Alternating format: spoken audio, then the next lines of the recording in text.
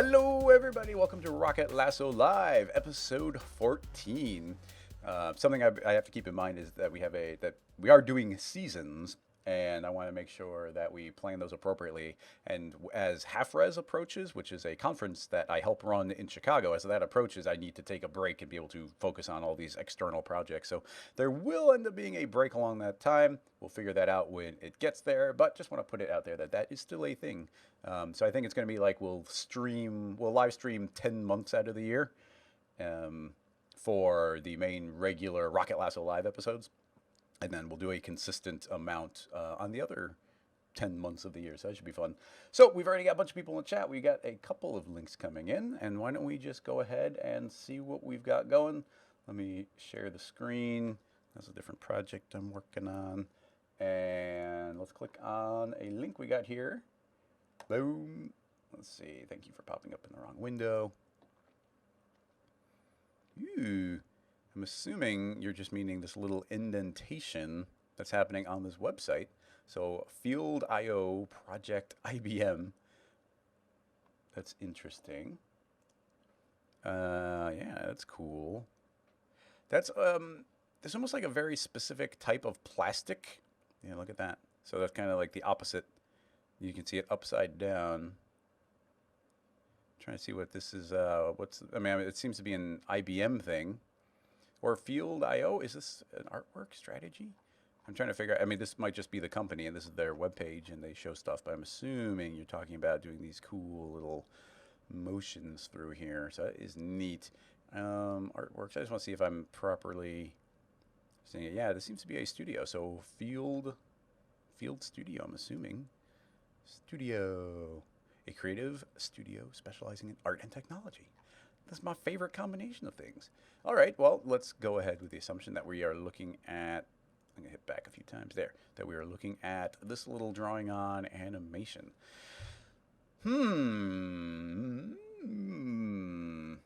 Potentially tricky. Let me think. I'm trying to think of what the most straightforward way of doing it might be. Oh, I'm in the wrong layout here. I was doing some motion tracking, so let me go to the startup layout. Boom. All right. Now, what would be good would be just being able to draw some splines and animating those splines on. It turns into how are those splines combining with the rest of the object. That's the challenging part here. I'm trying to think if there's a really clean... Excuse me, kind of got some hiccups. I wonder if we could do this with some proximal and some remapping. That would be really cool if we could do it that way. So we can do it with some bump or some displacement depending on the context. Let's try and do it with some displacement. We'll keep the scene relatively simple. I'm going to change my view mode here and B being the shortcut so we can see some polygons. Let's go ahead and just subdivide this a bunch more times for our base. And we're going to do it as... subdivisions as sub-poly subdivisions after the fact for the render, but you could always use a displacer object if you wanted it to be in the viewport. And let's go ahead and make a new material.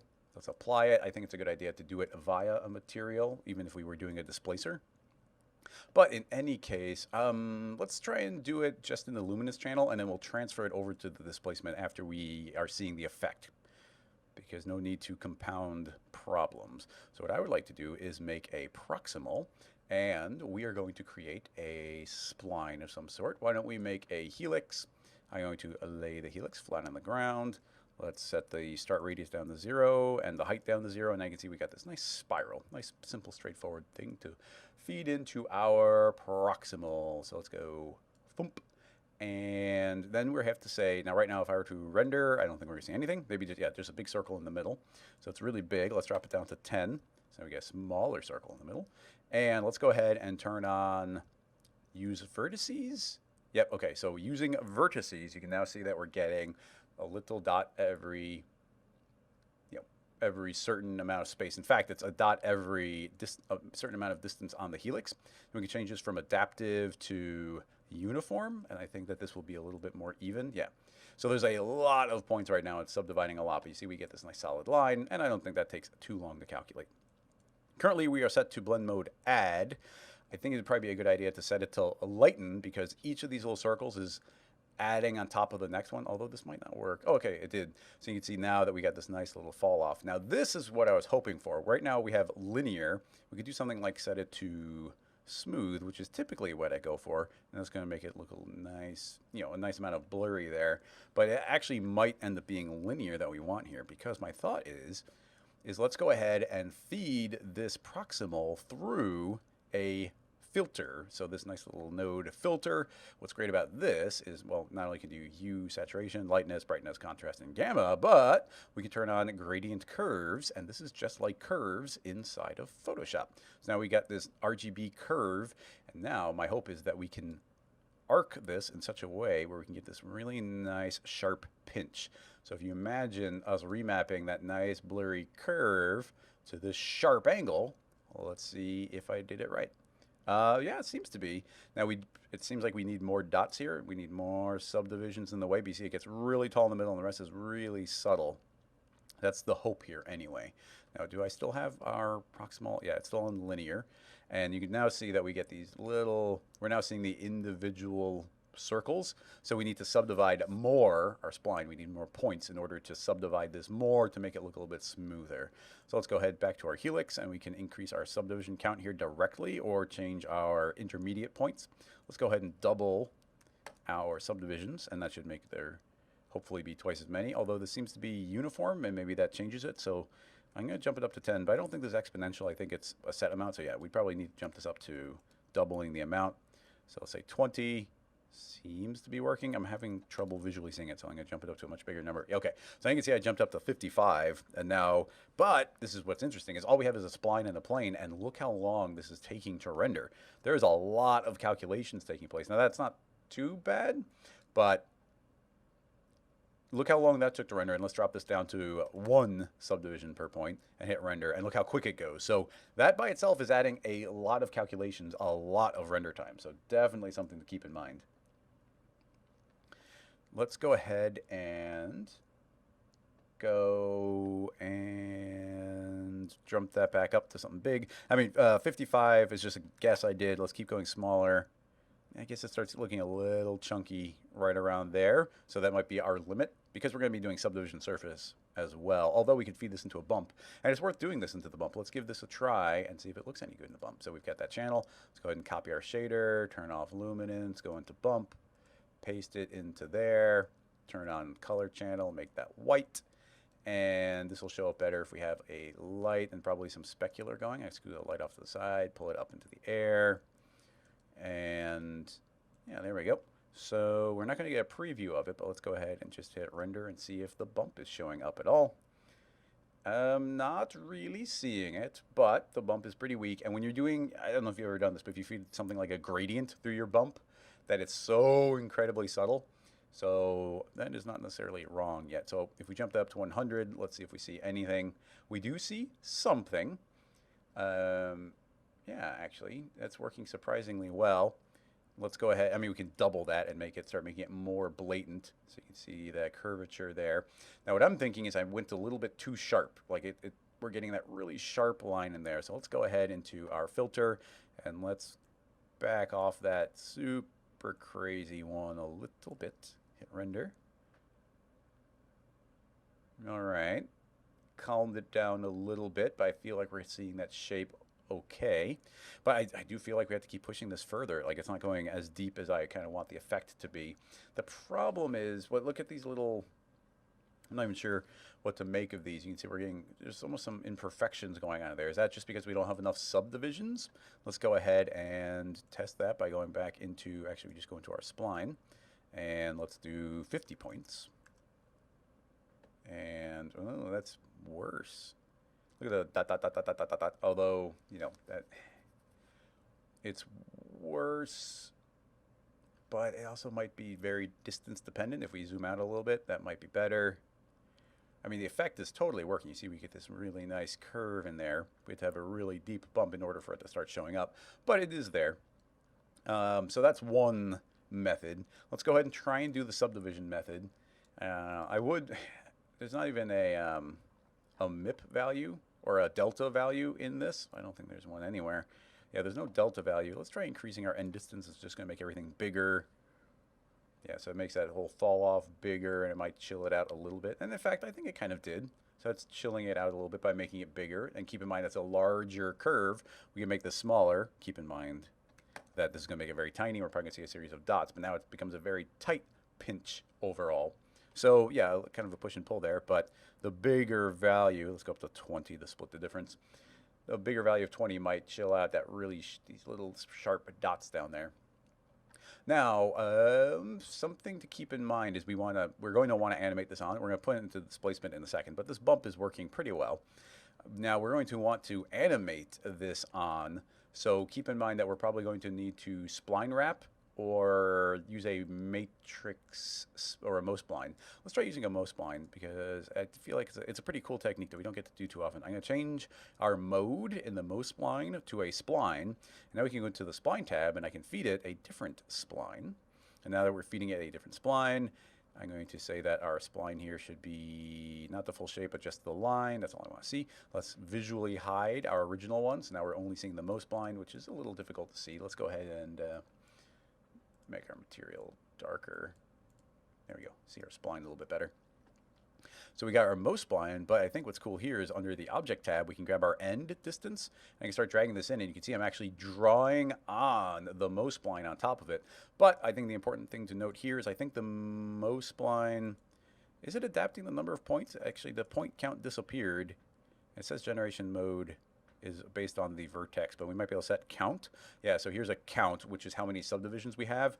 So we would need to put a lot of points here. Like by default, it seemed like we knew that we had 200 points, but then we had to crank it up 50 times. So I'm going to put this up to like 2,000. Let's try going into our material. In the material, let's swap out our helix spline for our Mo-spline. Let's see if that still renders. Indeed it does. And it seems pretty good.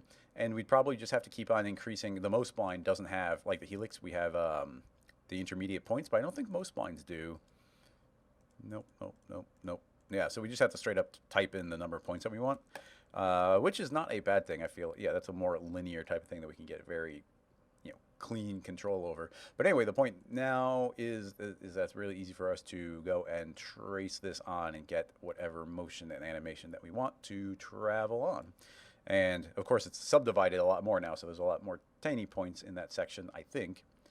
I'm not entirely sure if that's the way it works or not, but that is what we're going to go with. Let's go ahead and give this a quick save. And go into scene files. And I guess this would be a good time to mention that if you support Rocket Lasso on Patreon, then there's a tier where you get all of these scene files after the episode. So let's save this. I don't even know what to call this.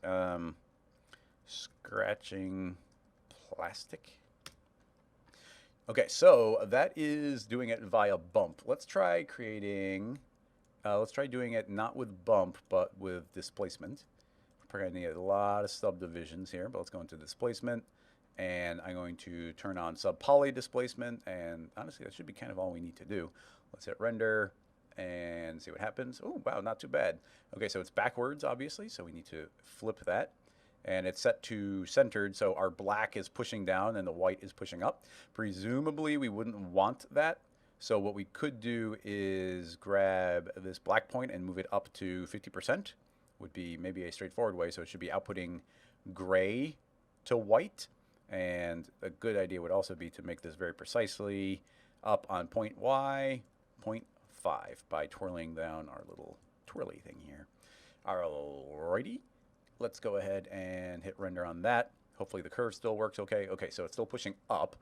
That's fine because we will switch that into displacement. I'm going to say a -5 instead of 5. Honestly, 5 is probably too much. Let's go more subtle, like 2.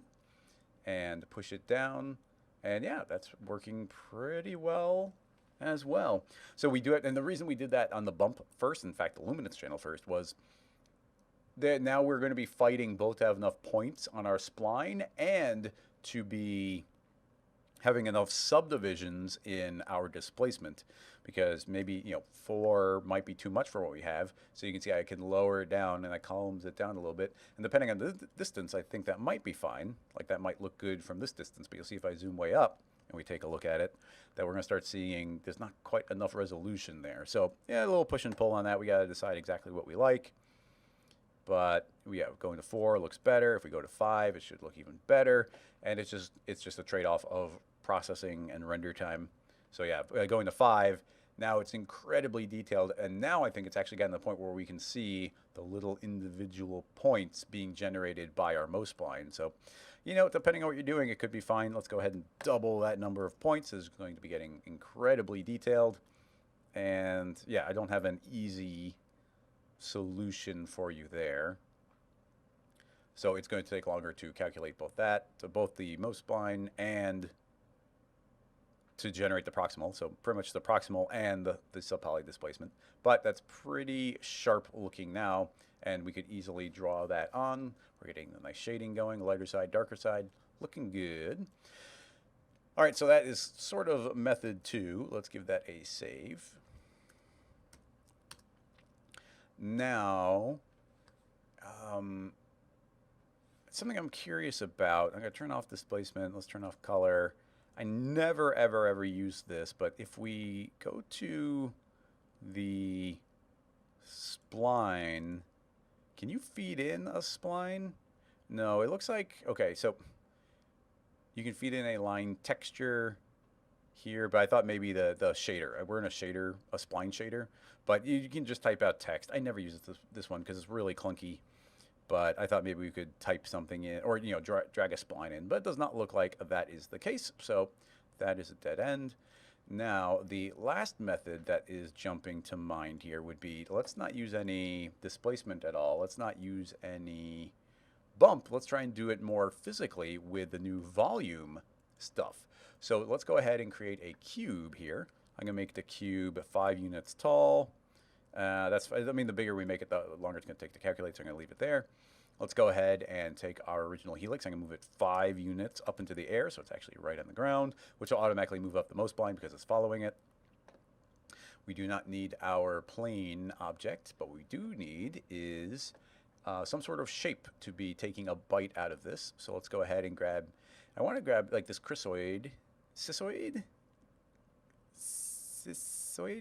I thought there was an R in it, but there's not. But you can see it's giving us pretty much exactly the shape that we want. Unfortunately, there's no way to close it, so we just have to make that editable and then say close. Cool. And let's go ahead and it's obviously a huge T for scale it way down. I do like that's pivoting right here from the bottom point. So that could mean we just shrink our spline in to do the effect. Being very precise with the height here would probably be a good idea. So making it exactly, they're going to scale kind of arbitrarily. We're going to set this to 5 and 10.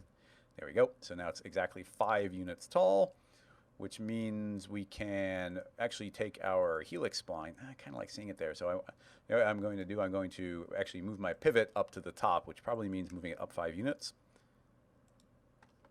Axis object mode, turn on the axis tool. Type in 5, boop. Hopefully that jumps up 5 units. Oh, I did on the mouse spline. Oops.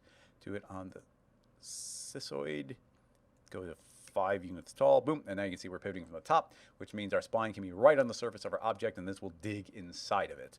Now, I think it's going to probably dig too far down, so I'm going to make our object 10 tall, and then we'll subtract minus 5 to lay that flat on the ground, and we can put our helix back on the ground, just zero everything out. All right, cool. Now, I guess I was going to say volumes, but we might be able to just use a simple bool here if we just do a nice straightforward sweep. We'll feed that through the mouse spline so we can animate it. All right, interesting. Oh yeah, we don't need nearly as many subdivisions, so let's chill that out. Wow, there's a lot of subdivisions on there. Let's do 300. Should be. Actually, I guess 300 is a little low. We'll do 1,000. And let's grab the cissoid and tell it to chill out. That's way too many subdivisions. None? Ooh, interesting. Interesting. I'm telling it to... it seems that it's made of a lot of points. Oh yeah, look at that. It's very, very, very subdivided when you make that object editable. So it gives us a very high poly count overall, which is interesting. But in any case, it is rotated the wrong orientation. We could fix it multiple ways, but I think the easiest way is just going to be to rotate our axis. There we go, 90 degrees, and now we've got that little shape poking down into the ground, and now we can just bool it out is one option. So let's create a bool object, throw in our cube as the first object, so it should be defaulting to A subtract B. Now this is sunk into the ground a little bit, so I'm going to move our helix 1 unit up into the air, so it's actually moved up, and it is, it's being weird. It's being real weird. If we turn off our bool, we should see that we are getting a very... Oh, what? I only moved it 1 unit up into the air. Bizarre. Well, I'm just going to eyeball it then. Let's move it up just a couple of ticks. And it's very, very tiny. Well, that's strange. I don't know why that scale suddenly got so small. I thought it was 5 units tall. Moving up 1 should be very small. Well, let's try turning our bool back on. There we go. Now you can see we've got this nice trough getting dug out from it. I mean, that's cool looking automatically. Like, look at that. Pretty nice. Depending on what you're doing with your geometry, you can get pops, and you never know exactly what you're going to get from that. You see if I turn on our subdivisions, then you can see all these extra little, subdivisions being created. It is helpful to go into your bool and say, hide new edges, and then it's going to turn that into an n-gon, but that can give you trouble. There are circumstances in which it gives you trouble. The cissoid, sheer number of subdivisions on that is bugging me a little bit. But I want to see how quickly this refreshes, so let's try dragging this back. Actually, this is incredibly fast. That's pretty good. So if we wanted to do it, we can start at 0, keyframe that. Let's go to the end. I'm not sure how far we want to go. I'm going to drag it out to about there. And now we should be able to just hit play. And you see I'm getting almost real-time feedback on that. It's about, as it goes further, it starts taking longer and longer. But that's working pretty well. Now, you can see that the curve is not perfect. And I think it's going to be, camera is a little bit of a pain to navigate here. It's zipping all over the place. Yeah, if I try and rotate, I just disappear. So the helix spline, I think, needs to just be barely poking up above the surface. I'm going to do 0.001, the smallest number Cinema 4D can do. And that's closer to being level on the overall shape. And then we can also keep in mind, we can grab the cissoid, hit... look how small I got. Oh, I know it got so tiny. It's the Mo spline, the freaking Mo spline. I thought I'd change it to a line, but apparently it's still bringing its own thickness. Yeah, you can see it's bringing a Mo spline brings its own width with it. And you see it's a width of 1, which is why it looked exactly 1 when I moved it up. Change that to a width of 5, and we should be back to what I originally thought we were going to get. There we go. So once again, it'd be good to get rid of some of the subdivisions inside of it, but that's working pretty well. And if I were to scale this on Y, it's actually going to be, oh no, it might not be on Y because of the rotation it ends up doing. No, it can't be X, is it? Well, I'm going to turn off the sweep for a second, and let's take a look at our shape. So yeah, okay, this is what I want to do. I want to scale it like that. So you see it's getting more shallow, which means it should be more level on the edge as it curves to the edge. And let's see if that levels itself out a little bit. It looks like the Mo spline is choosing that as the radius it was driving, so I'm just going to shrink it via the Mo spline. So there we go. So now it's a lot more shallow, and the hope here being is if I hit NA that these are going to smoothly curve into each other. I do have to say though, well, these are 2 different colors, so let's pull that off. There we go. Yeah, look at that. That's pretty good. Look at that super sharp line that we're getting, and we want to hit play, and it's working pretty well. Although I will say, look at that. There's a couple frames here I saw right there. Look, it's having some problems with the calculating the Phong right there. So there's some Boolean trouble right there. In fact, it's not even generating that polygon. It's a missing polygon. So there's definitely the old Boolean trouble. And I'm trying to think. I mean, you can always turn on create single object, which didn't help at all. You can turn off the hide edges. Honestly, sometimes that hurts instead of helps. So let's see if that can play through not hiding them. It makes messier geometry, but you can see it actually seems to have succeeded all the way through there without creating any problems. So just something to keep in mind. Slowing down as we do more of a bool. But yeah, that's pretty quick. And it looks pretty nice. I mean, it's a pretty neat effect. I like the the subtlety of it. And then I'm inclined to not do it because of the incredible subdivision and the fact that this method worked so well. I did not think the Boolean option would work that well. The last method would be converting these to volumes. So we could create a volume builder and the volume mesher.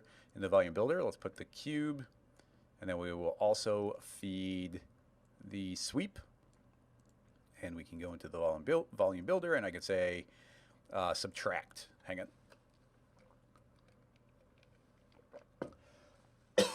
Excuse me. So you can already see we got these really, really, really big cards, and this is going to need to have a lot more resolution. I'm going to drop it down to 2. And A subtract B. It seems to be wanting, I might need to pull this up a little bit more to see it. Yeah. So you can see the shape starts emerging. We can put that into a volume mesher, and you see that we then get the shape, which is all well and good, but in order to start getting resolution, so it actually starts looking good, we're going to have to increase it and increase it. I'm going to go and by increasing, I mean shrinking our voxel size. And every time we cut this number in half, we're creating, it's cubed, so it's, cut that in half. It means you're doubling the volume on X and on Y and on Z. So it's cubed for the number of calculations it needs to do. So you can see that this is indeed working, and it looks okay, and I think it's calculating. Let's hit play. Okay, obviously way slower than our bool, not looking as nice as our bool, but then you do get some of the options where we could, first of all, shrink that again, but we can also do, it's going to slow us down more, but we can create a smoothing layer on top of it and smooth it to whatever degree we think would make that look nice, and we might be able to get a nicer transition onto the ground plane. But yeah, so that's another method that you can do on that one. So those are the 4 different ways I could think to do that method.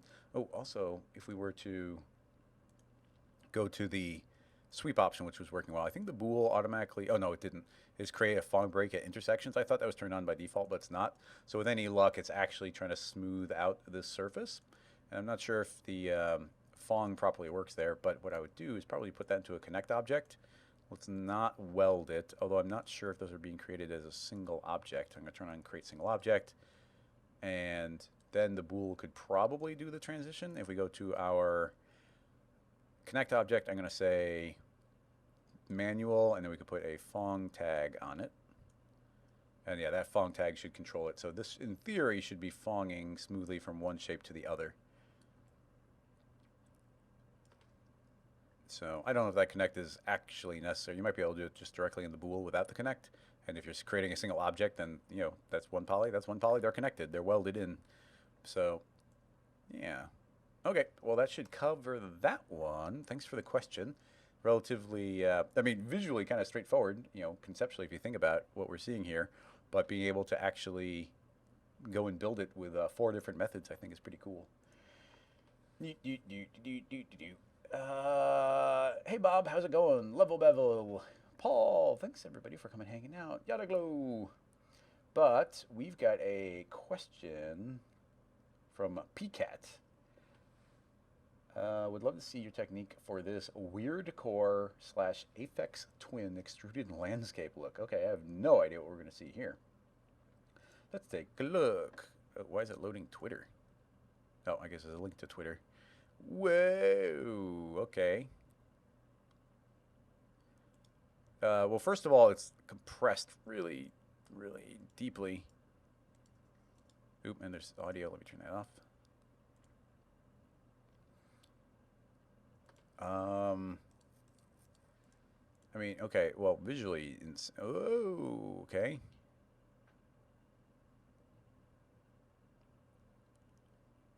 All right, interesting, neat.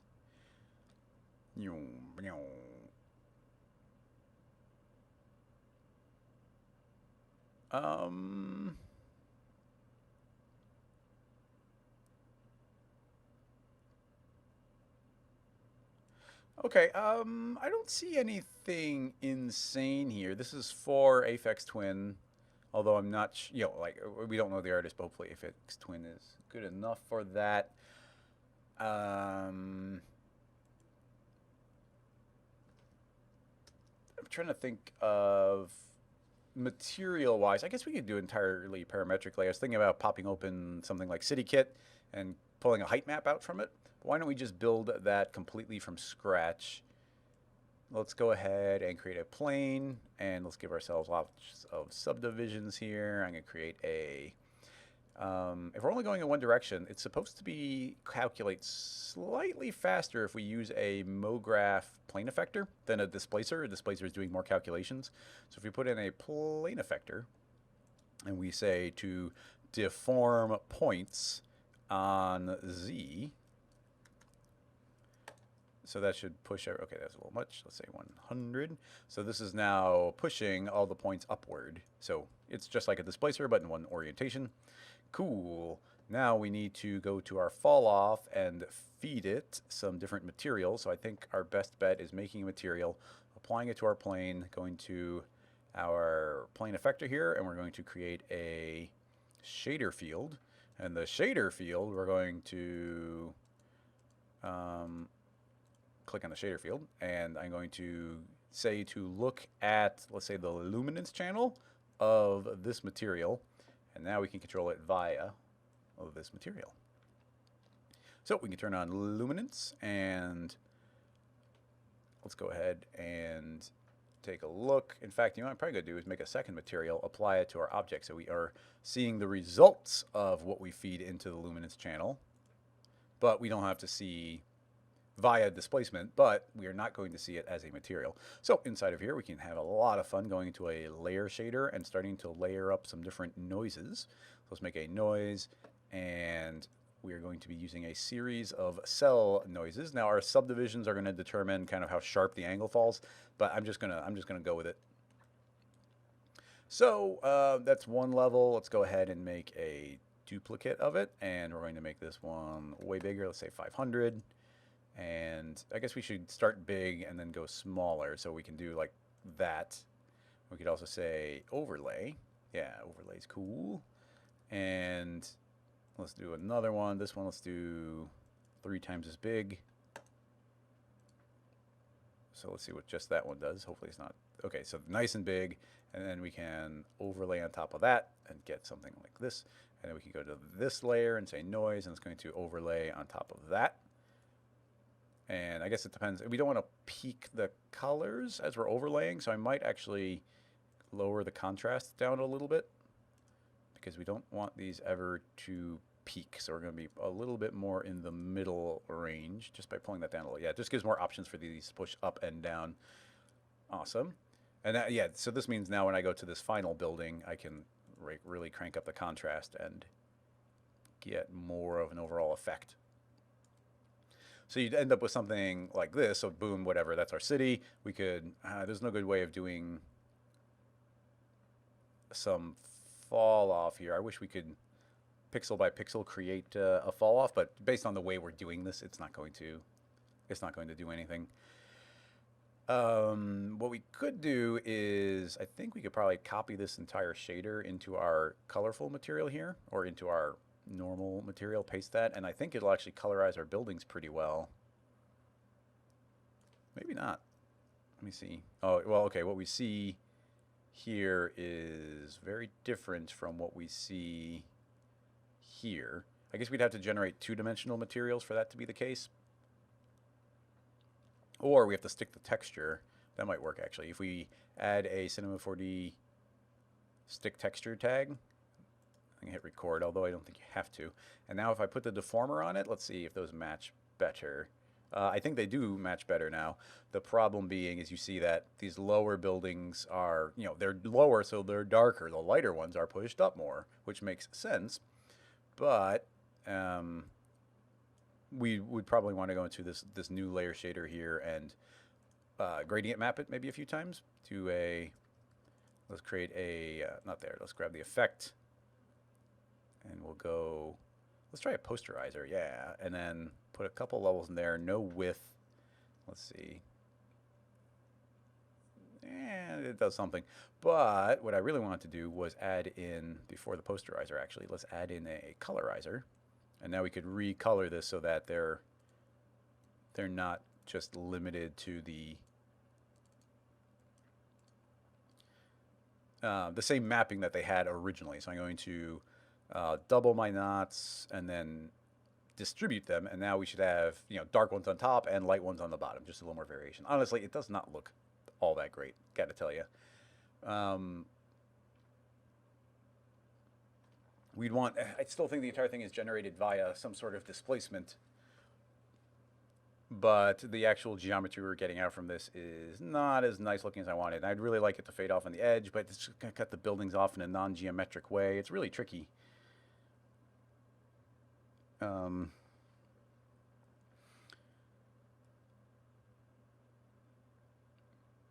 Let me think. Is there anything that we can do to make this look better? Because it's not great.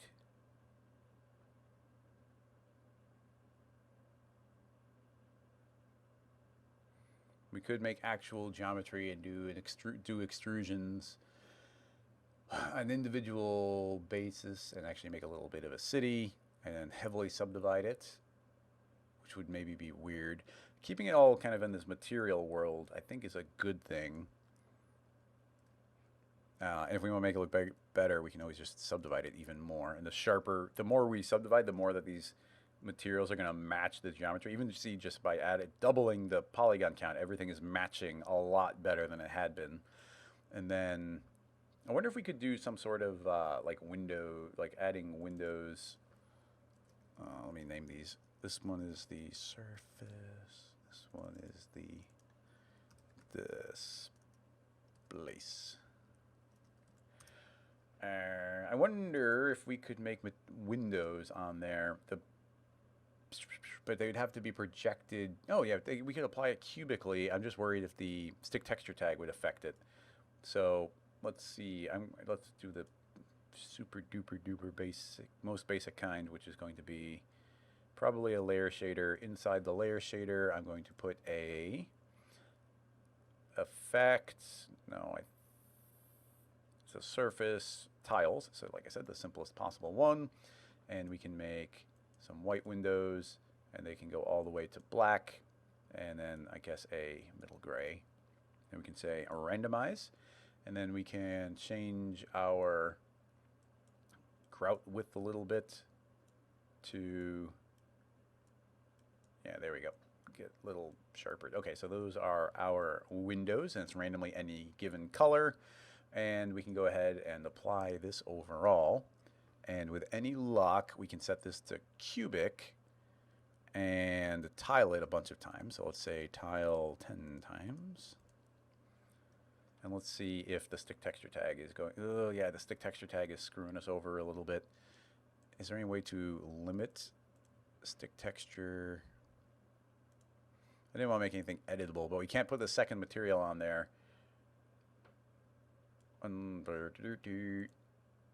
So that is applying that way. Now if we alpha'd it, no, you can't, because it's deforming the UVs. My thought would be, oh yeah, this wouldn't work at all. Unless, I really don't know. I'm going to put this into a connect object, and if we were to move the materials onto the connect, don't weld. What's happening there? Because that should lock the UVW, and then that should get transferred to this object. And if we apply this material, that should look completely different. But I feel like we're still seeing this original material. Right now it's saying textures. I'm gonna say no textures. Oh, okay, that seems to sort of work. Now let's see if that one projected properly. Yeah, it's projecting properly. And now we put on this new one, and now we'll tile it 10 by 10. Oh, it's still set to UV. Let's set that to cubic. Oh, I guess.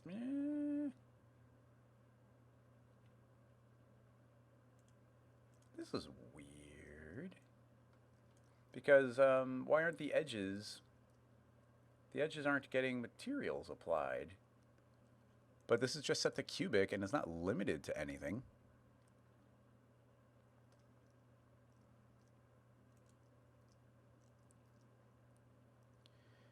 I mean, what I fed through the connect object is strange. I will feeding that through the material that way is strange, but it's interesting. Yeah, Mr. Matt Dog is saying perhaps a projection shader. I was thinking about that, but that typically,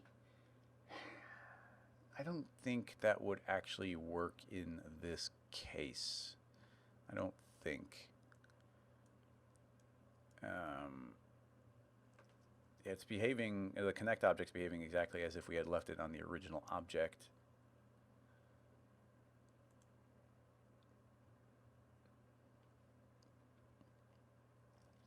I mean, it'd be kind of neat to get the windows on there. I know we're spending a little bit more detail on it than we should for what we're going to get out of it. One thought is as we go into our original layer shader, if we go into our layer shader here on our displace material, if we go and we change our noise types from texture to 2D, and it's probably going to change the scale dramatically. But if we put those all to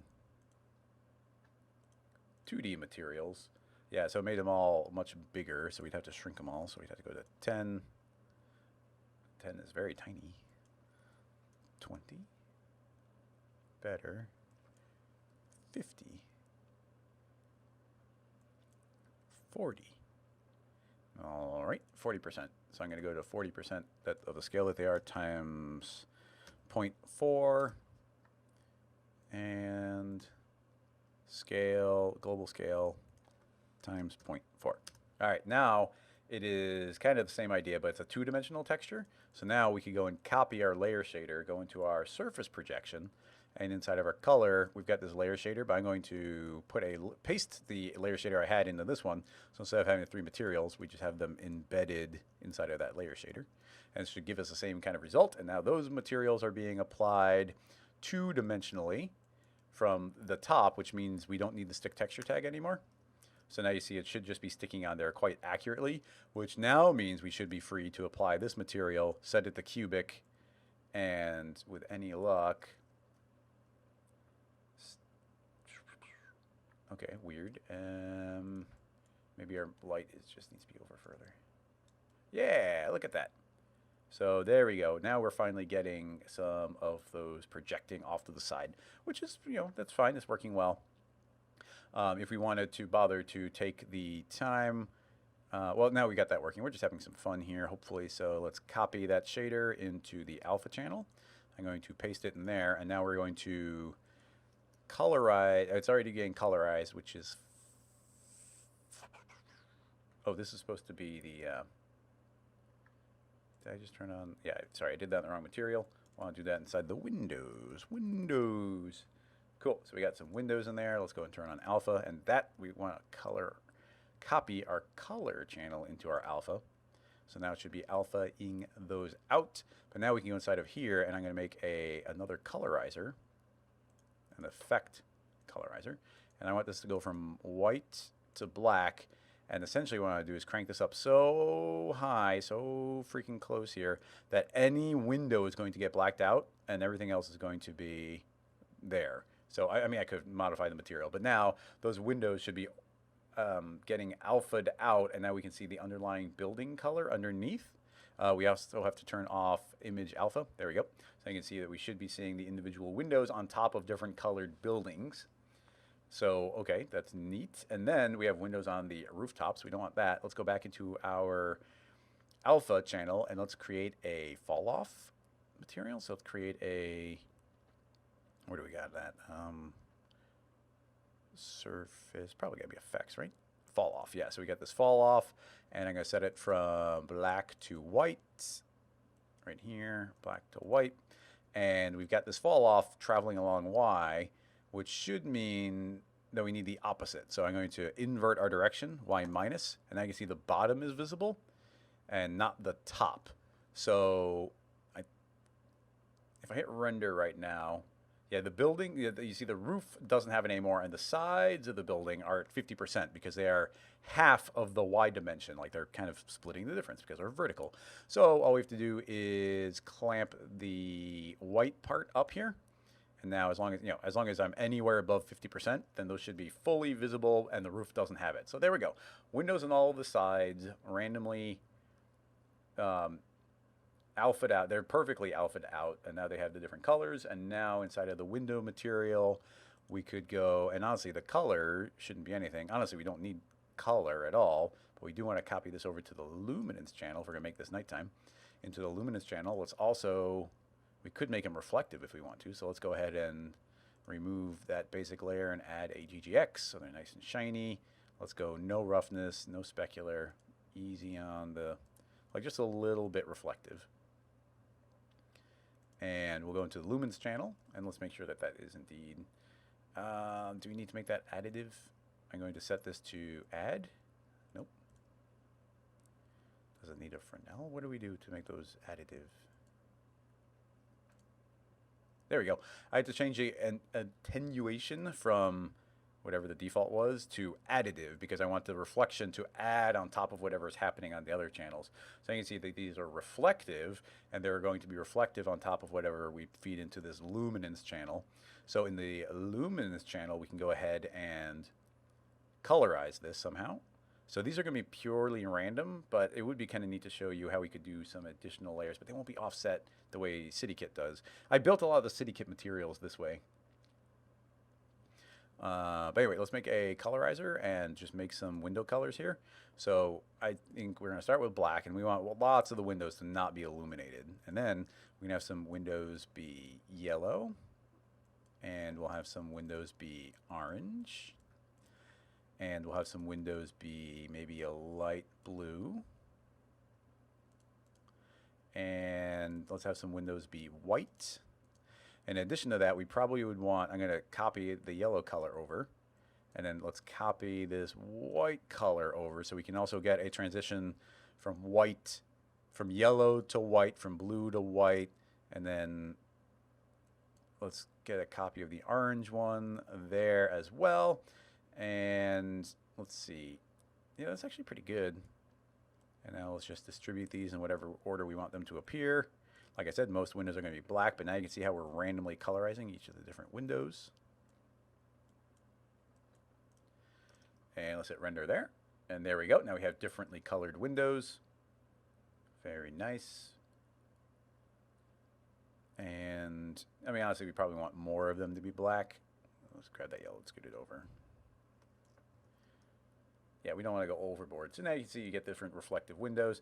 And then honestly, even this reflection, like this, this never ends in the way these are reflective. I guess it's set to cubic, so we can't overlay them. Well, that's set to additive. Oh, that's interesting because it's reflective. Really, I just want the windows to be reflective. So instead of setting the attenuation to additive, what was it before, average? We probably just want to set it to, oh, that's interesting. I thought that the alpha, you can see that they're completely reflective. We're not seeing through to this alpha channel. And I don't want to lose the color of the buildings. So that's interesting. Oh, and you know what? I turned on this fall off. That might be the problem, actually. I turned on the fall off, but I forgot to set that to screen. So now, nope, multiply. Set that to multiply. There we go. Now we're seeing the buildings underneath. And now if we turn on reflection, there we go. Now they're just the windows are reflective. We can see the building color underneath. And then we can set that to additive. All right, that's what I was missing. So now we see we got random windows. They're darkened out or they are illuminated, and we have different color buildings. And of course, once again, the more that we subdivide our original plane, the more that we're not going to transition between them. But of course, we're paying the price for subdivisions with it being slower. But this should be pretty detailed. Some of them are transitioning, but anyway, we got a terrible looking city here. And based off of that, getting actually more to the question, let's give this a quick save. Number 2A. I'm not sure what to call it. Building dance. All right, so assuming that there's some sort of beat or music that's going to be playing that's supposed to be displacing these up and down to their varying degrees, all of our additional motion is going to be controlled via this plane effector, this deformer. Now we could do multiple deformations potentially, where we've got our nice city here, and maybe the city by itself is supposed to be doing some sort of animation. So we've got our displacing material, and we could have that be animated somehow. I'm not sure exactly the way I'd want to vary these, because you can put an animation speed in here, but that is going to be they're just going to melt around. They're just going to be lobbing around. Let me think. How would I want these to progress?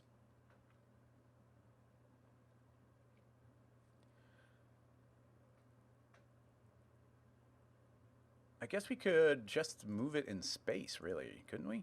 If I grab our displacement material here and I offset it in Y, does it update the material? Well, they're two-dimensional now. I forgot we have to make them two-dimensional. I mean, obviously, just the thing we could do is just give them some animation speed. We can just go into this one and say, okay, animation speed 1. And now, I don't know how slow it's going to be. It's not animating at all. We might need to go into our shader field and turn on frame. There we go. So now, as I frame forward, oh yeah, that's also the way the cell noise works. Wow, there's a lot of very, very, very specific details here. I think that the cell noise animates in such a way where it's not constantly transitioning. It only jumps at a certain time. So that already is not animating the way I want it to. So I'm going to put that back down to 0. So, I mean, there's a lot of ways within just the fall off here, within the fields, that we could add on different, like, quantizes. Let's try putting a quantize on there. That might be interesting. So as we change our steps here, you can see that we're going to get different layers of buildings. Like, how many layers of buildings can we have? That's what the quantize is going to do for us. Instead of that, we could do a curve. We could. There's also a formula, which might be interesting, where you could do the, oh man, it's not a sine wave, or maybe it is a sine wave. It's the subfield plus d, which is time. Like that. Is that going to offset? Let's see, what is d? D here is just time. So is that going to do what I think it should?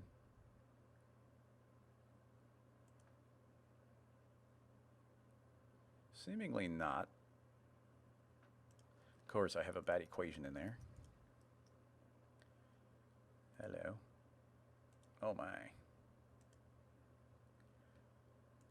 Well, it's doing something.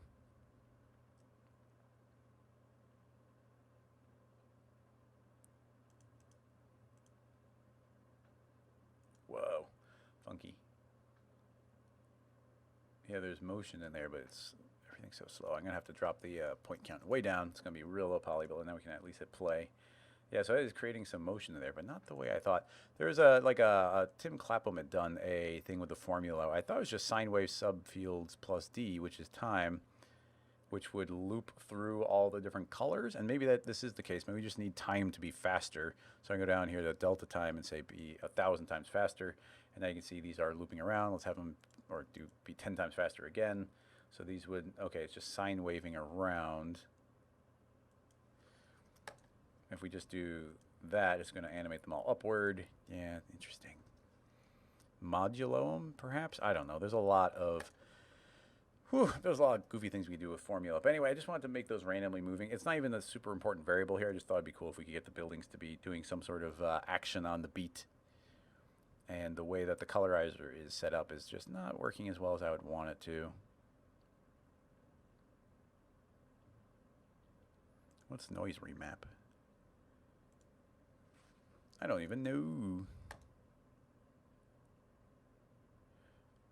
Well, that's funky.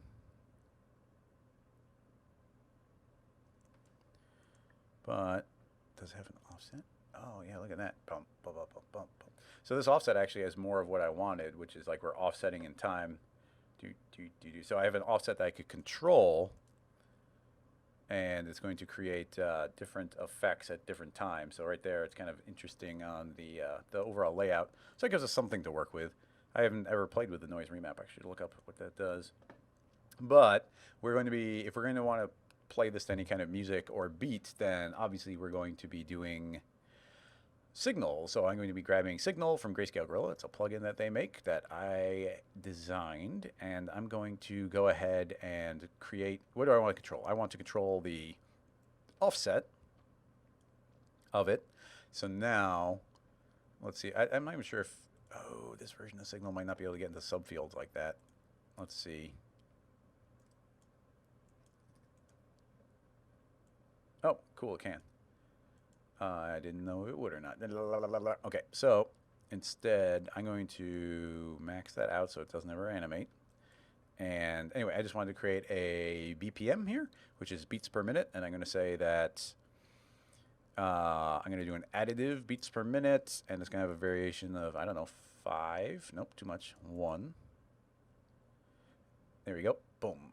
Boom, boom. And then you see we're getting this looping animation. But if we go to our splines, then I can say that I want this to progress upward. So then every beat, it's going to suddenly jump to the next position. We give it a little bit of a transition here. Vroom, vroom, vroom, vroom. And it's going to keep on progressing forever based on this beat.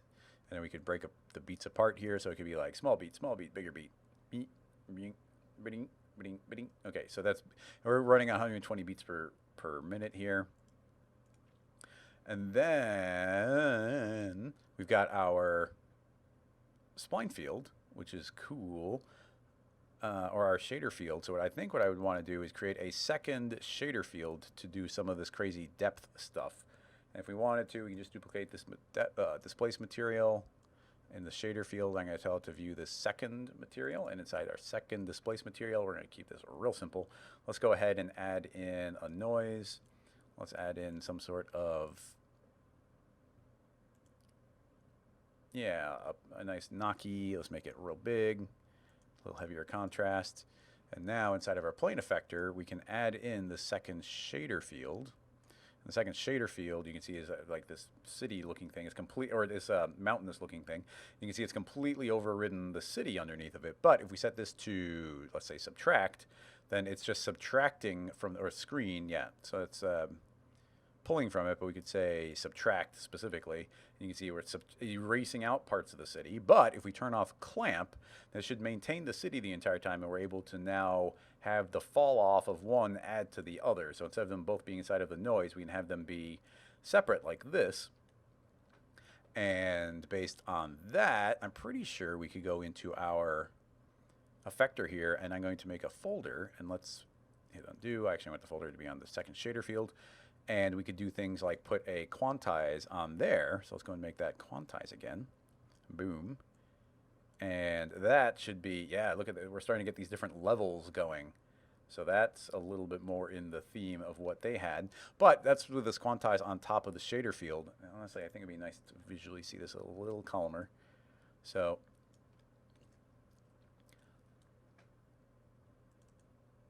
okay, so okay, so inside of the plane effector, we have our quantize, which is not turned on. If we turn that on, we get very mechanical looking thing, which is cool. But what I want to do is put in a spherical field as well. Yeah, we'll do a spherical field. I'm going to increase that to be most of it. And let's shrink this so it's part of it. Like it's a full transition. And then we can put that inside of the folder as well. And I'm going to say, I'm not sure, multiply. So now you can see that effect is only happening in the middle, and then we quantize that, and we're going to get different levels based on that section. So that is pretty cool. And then we set this entire folder, yeah, right now our shader field is set to normal. Let's change, our shader field was on subtract. Let's set that back to normal, and we can set our folder to subtract. So now we're subtracting from the city, and now you can see we start getting this pit inside of the overall city instead. We can go into, let's see, remapping. Okay, we can go into the remapper inside of our second shader field, and we can make this a lot stronger. I could say this is like 300%, so it should start going deeper. Yeah, so now we get a deeper pit in the middle. And now that's working pretty well. We can go into this one, and also make the strength be 300%. Yeah, now we're going to start getting these really deep pits in the middle based on a combination of the noise and the spherical field inside of it. And that is all subtracting. And we can always pull the power back on that, so we can do it a little bit or a lot. But now it should be kind of maintaining the building look overall while doing all of these other materials. So let's go ahead and pull that off and take a look at what we've got here. And now we can see, we've just kind of got this set pit down there, and the only motion is the other one. But now we could progress our noise or our offset and do lots of different things via our second shader field or the noise. So my thought here would be, let's calm that down again. We could go into our second shader field, and we've got the material applied. In the shader field, are we using a... Yeah, we're directly using this noise, and it's a 3D noise again, which I think means if I pause it, if we grab the material that's applied here, if I move it off on Y, I think it will move. Oh, no, it's not. I thought it would move. Does a scale affect it? Am I clicking on the right material? I don't think I am, actually. That's the material. Yeah, I was right. Okay, so if I grab the actual displacement material, I can offset this in space, and it's going to move it based on that. Now, I might want to go inside that second displacement material, make this a little bit bigger so it's a little bit more distinct. I say 2000. Let's crank up that contrast more as well. And now, as the way this material is applied is offset, it's going to be animating itself. And then we could also drive that on a beat. So if we do copy the signal tag over, I can say I want to actually be controlling this material. Actually, I don't want to control that material. I want to control the tag here. So let's put it up here. I want to control the Y position of that tag. And yeah, now it's going to be offsetting, let's say 100 units every time the beat hits. So hit play, and now we should get big changes on that same beat. Boom, boom, boom. And those different stacked levels are being, of course, determined by that quantize that we fed in here. So we can have 4 levels, we'd have 2 levels, we could have more stepped levels, all of them layering up. And keep in mind that we dropped this to a low poly version here, so we can go and crank that up higher and change our display mode. And then this is what we actually end up with a really high poly version cranked up, which starts looking pretty cool, actually. So you can see how all of these little cliffs and everything get stacked up. So that's actually starts looking pretty neat again, which is good. I was wanting to make sure that looked somewhat okay. And so yeah, you end up with this layout. So we get all of this type of city going. Now it's not going to play very well, but we can go ahead and do a hit render. Let's see. Okay, that's what it looks like rendered. Let's go ahead and add in, and this is just vanilla cinema, but we can go and add in an environment. Why not? And let's enable some fog. Let's make it pretty thick. Let's go ahead and make it a cool color. Maybe some orange. Well, you gotta go pretty high there. Yeah, so start strengthening that up so we can get this really strong orange contrast. We could probably put some visible lights down there. We can actually light up our scene so that there would be some lighting in there. Grab our camera to a longer lens.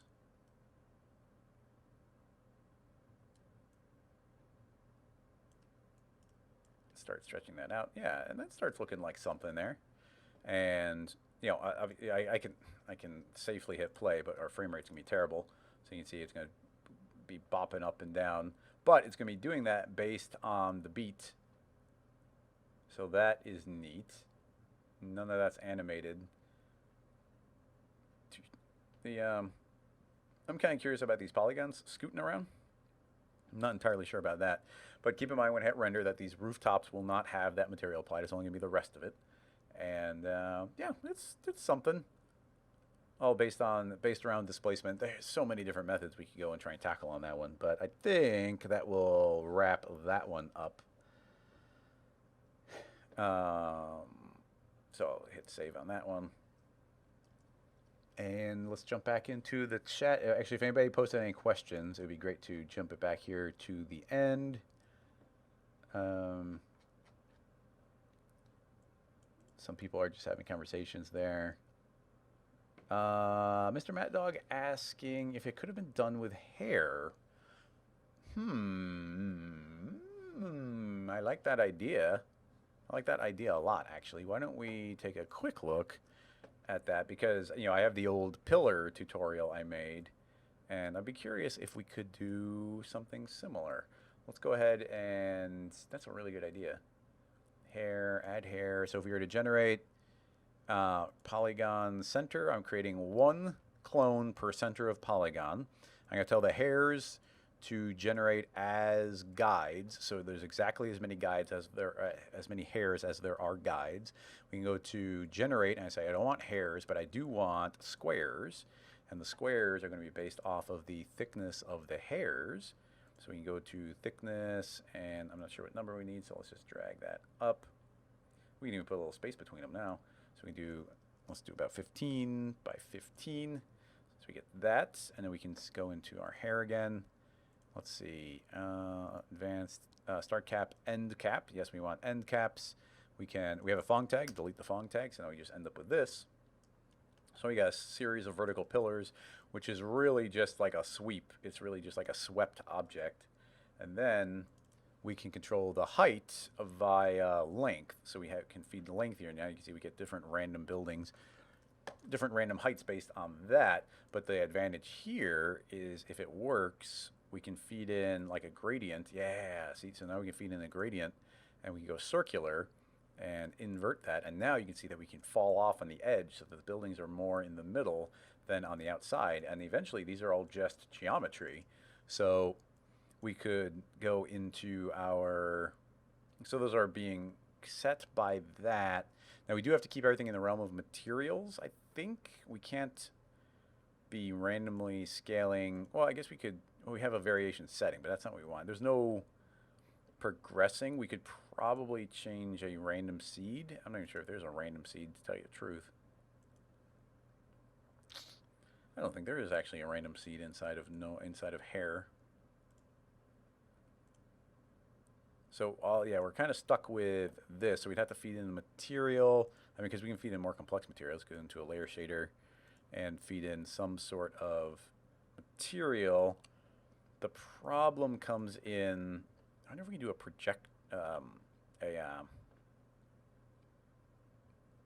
not projector. What am I looking for? Is it projector? No, it is projector. My brain was like, no, it's not projector. Can we offset on Y if we did that? It's not updating it. It's set to spherical though, so let's set that to cubic. Offset. No, see if that doesn't. It's not updating it. Now, if the noise was animated, I hope it would. Yeah, it's going to animate. Whoa, that's cool. I forgot they're dynamic still, so it's animating, and then they suddenly bent over, which is hilarious. Go for now. Let's turn off dynamics. And oh, that's interesting. I turned off dynamics, and it stopped animating them. Animation.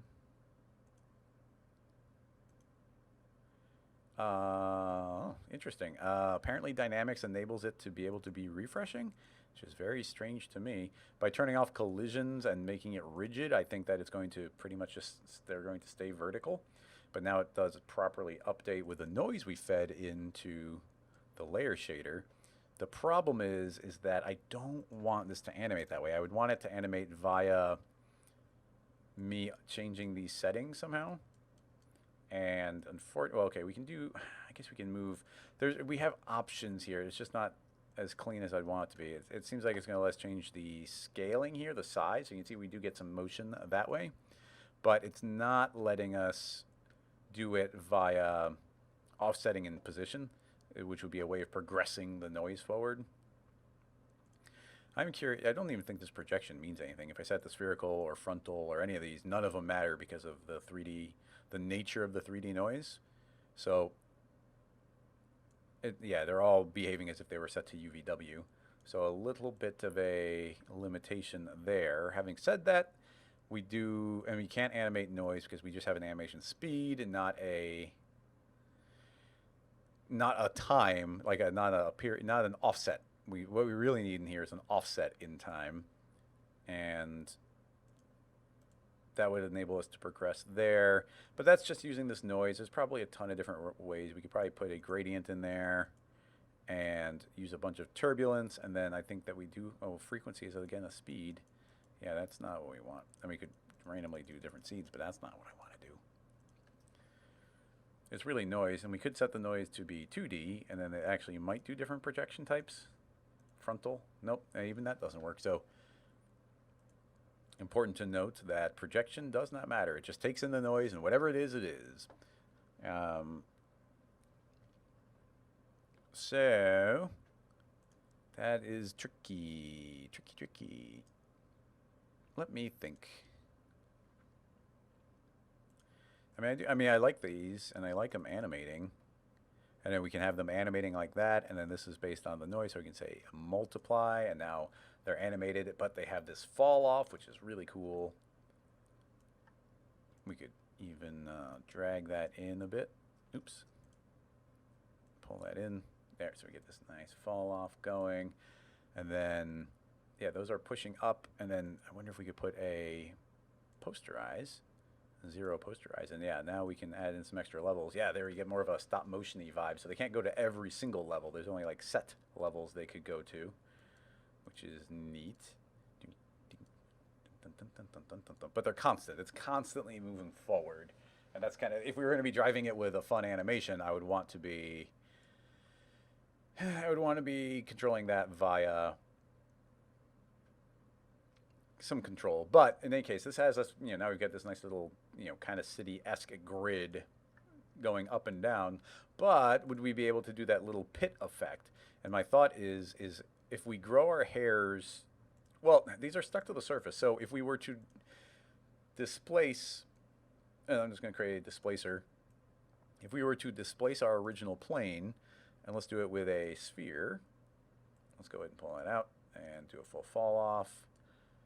If we displace, and then I'm going to feed it a full color white, and let's displace a whole bunch, so we'll do that. But really what we want is negative, so let's put in negative that. All right, so now they push down, and actually that seems to be working pretty well. Oh, no. Okay, so now you see that they're going to tilt over with our shape, but I'm pretty sure we can go into the hairs and go to the guides. And right now the growth is based on the normal, but I'm going to say it's based on direction, and the direction is going to be Y. And now we hide our original object, and now you can see that we have the hairs grown, but they can go down into the pit. And now we can control that. We have complete control, hopefully, over this. We can animate that live. Ooh, dear. That's interesting. Whoa, I wonder if we can, because it's based on Y from the point it was grown, which is interesting.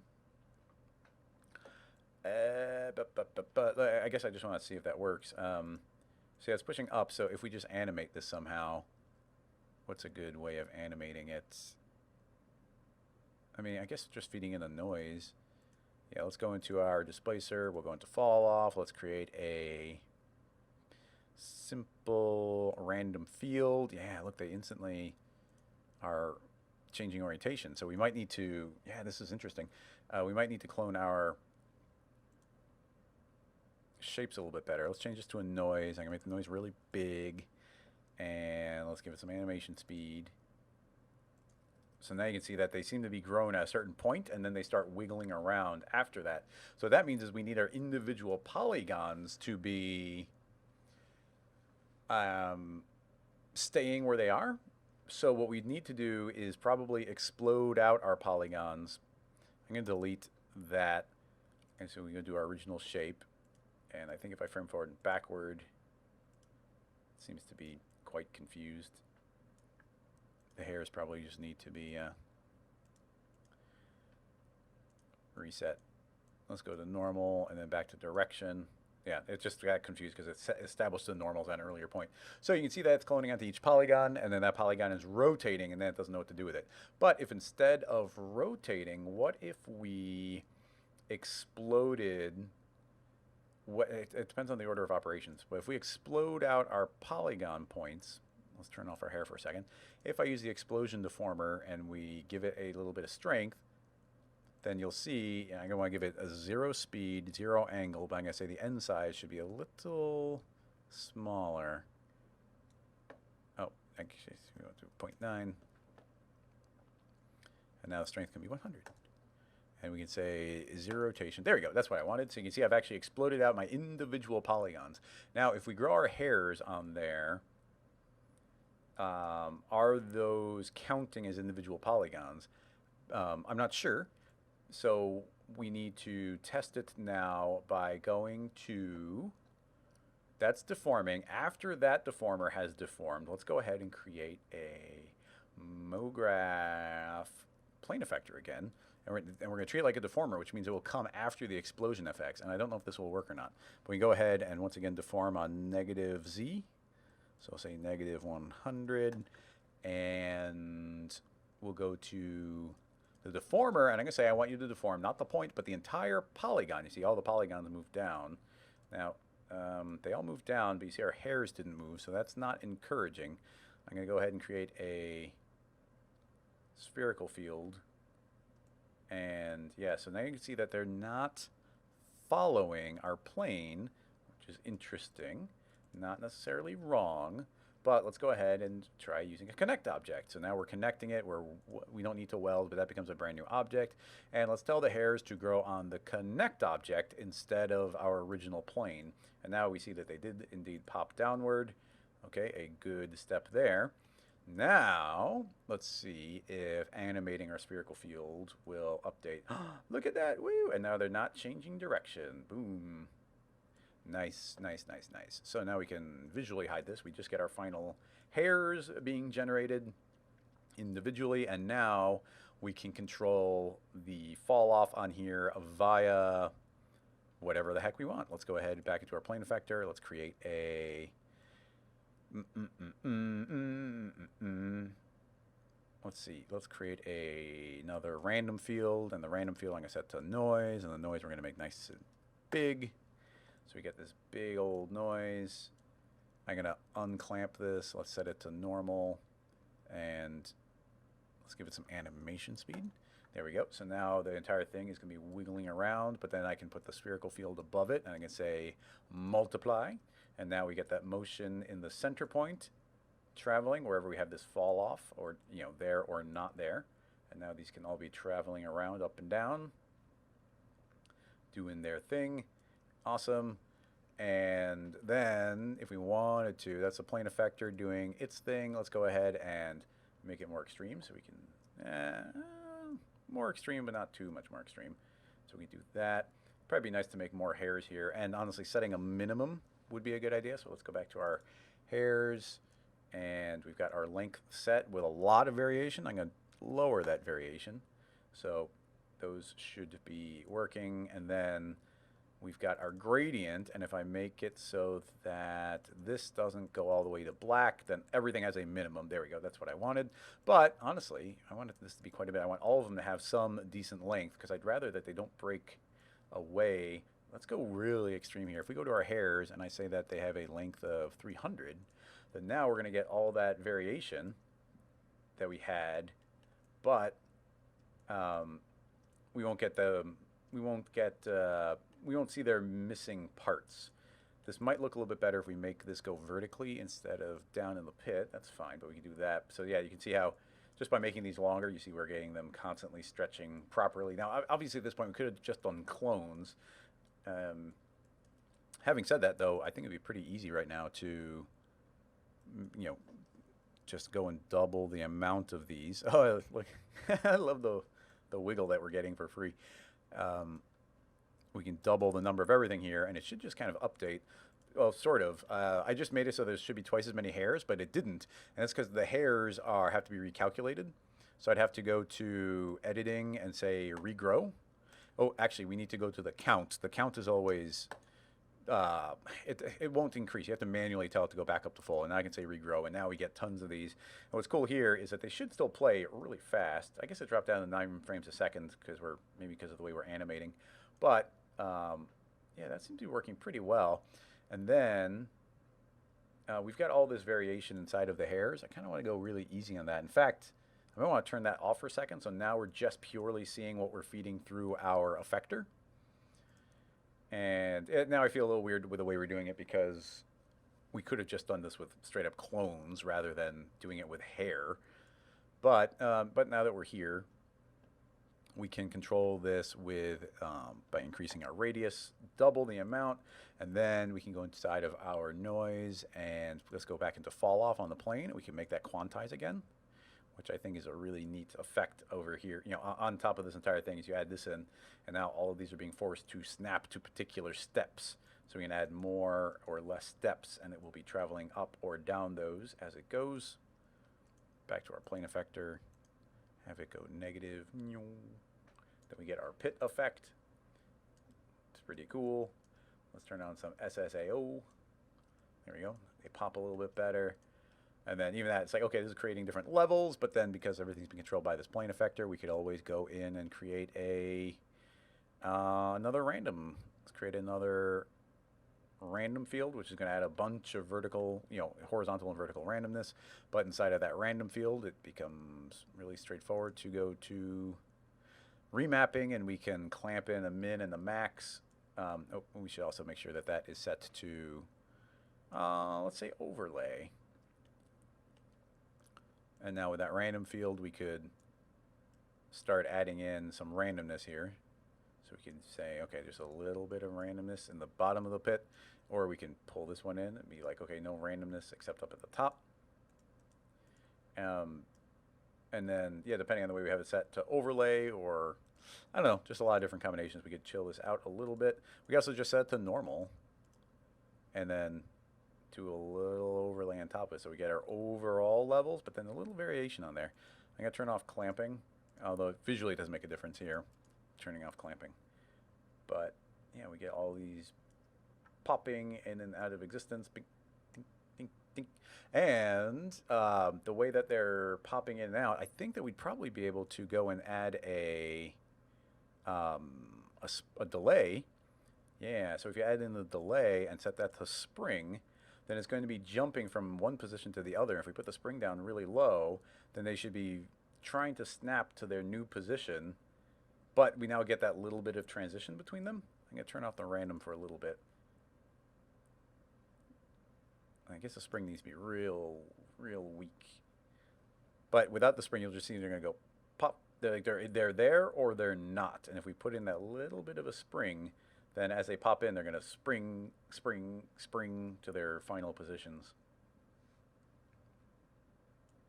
I'm trying to think if there's any actual reason to do this with hair, where it makes hair superior to just doing a series of clones. And like I say, I'm having trouble thinking of any reason that actually justifies that. I think it would be better if they were a series of clones, but obviously controlling this via quantizes and fall-offs and noises is relatively straightforward. Anyway, we explored another possibility there, so let's go ahead and give that a save and try another question. Definitely have time for one or two more. Why would we do it with hair? Because we can brush it, of course. That is a fair point. And then we could have it blowing in the wind. Oh, and also I have a bunch of subdivisions on here we don't need. If I turn on our polygon mode here, you can see I've got all these subdivisions. So what we should have done is gone into the hair and said segments 1. Yeah, there. And now, oh man, look how much quicker it is. Yeah, we could have been running at the speed. It looked cooler. It looks cooler with polygon mode turned on. If I was going to render it, I'd want it to render more like this. Bing, bing, bing, bing, bing, bing. And the, yeah, that's the noise. We can chill that noise out there. I guess the noise is multiplying or overlaying. Yeah, that's set to multiply. So if we set our spherical to normal, yeah, I just feel like you get slightly better motion here. You see as I move this, we get that really great little bit of springiness as it travels from one side to the other. Boing. Boing, boing, boing. That's just something that we never ever could have done with the old MoGraph. So man, this makes MoGraph so much more powerful. Ding, ding, ding, ding, ding. Well, there's no need to brush this here And I just got rid of all the points, so that wouldn't work as well. But yeah, you could totally brush it if we add on 10 points and we go into our simulate hair tools, and we grab our brush. Then we can brush our nice little cliff, which is pretty weird, but you can do it. You can do it. What does that even do now? Doing, doing, doing. It just becomes weird. Yeah, but if you were to show me this and be like, how was this made? I'd be like, oh man, I don't know. That's weird. But there you go. Straighten. Apply.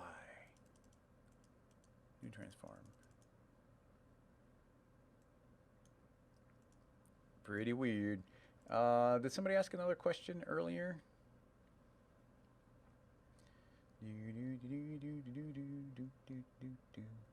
Ah, yes, I thought I saw one. Venu. I have a question about the effect at 54 seconds in. Let's see what we got here.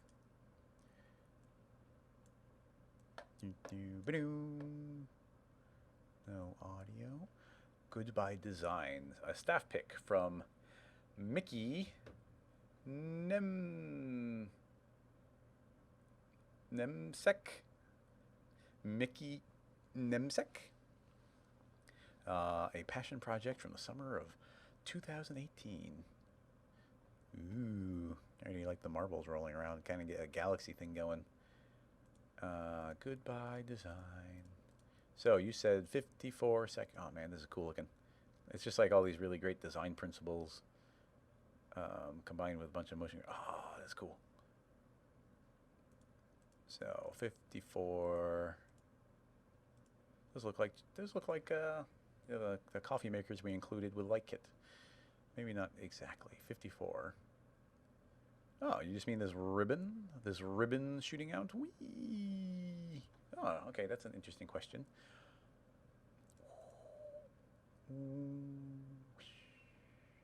Yeah, I really love the way they're piling up that way. I don't know if we can get that, but let's see if we can get something. Wow, these are, like, the design on this one is absolutely gorgeous. I do like it.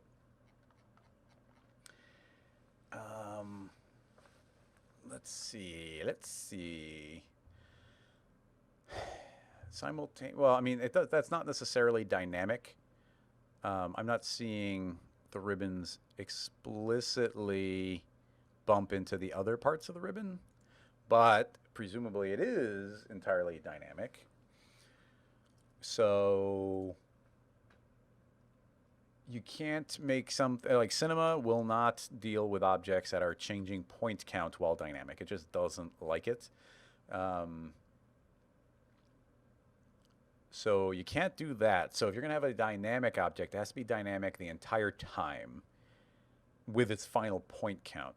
So what that then makes me think is we need like the entire final ribbon.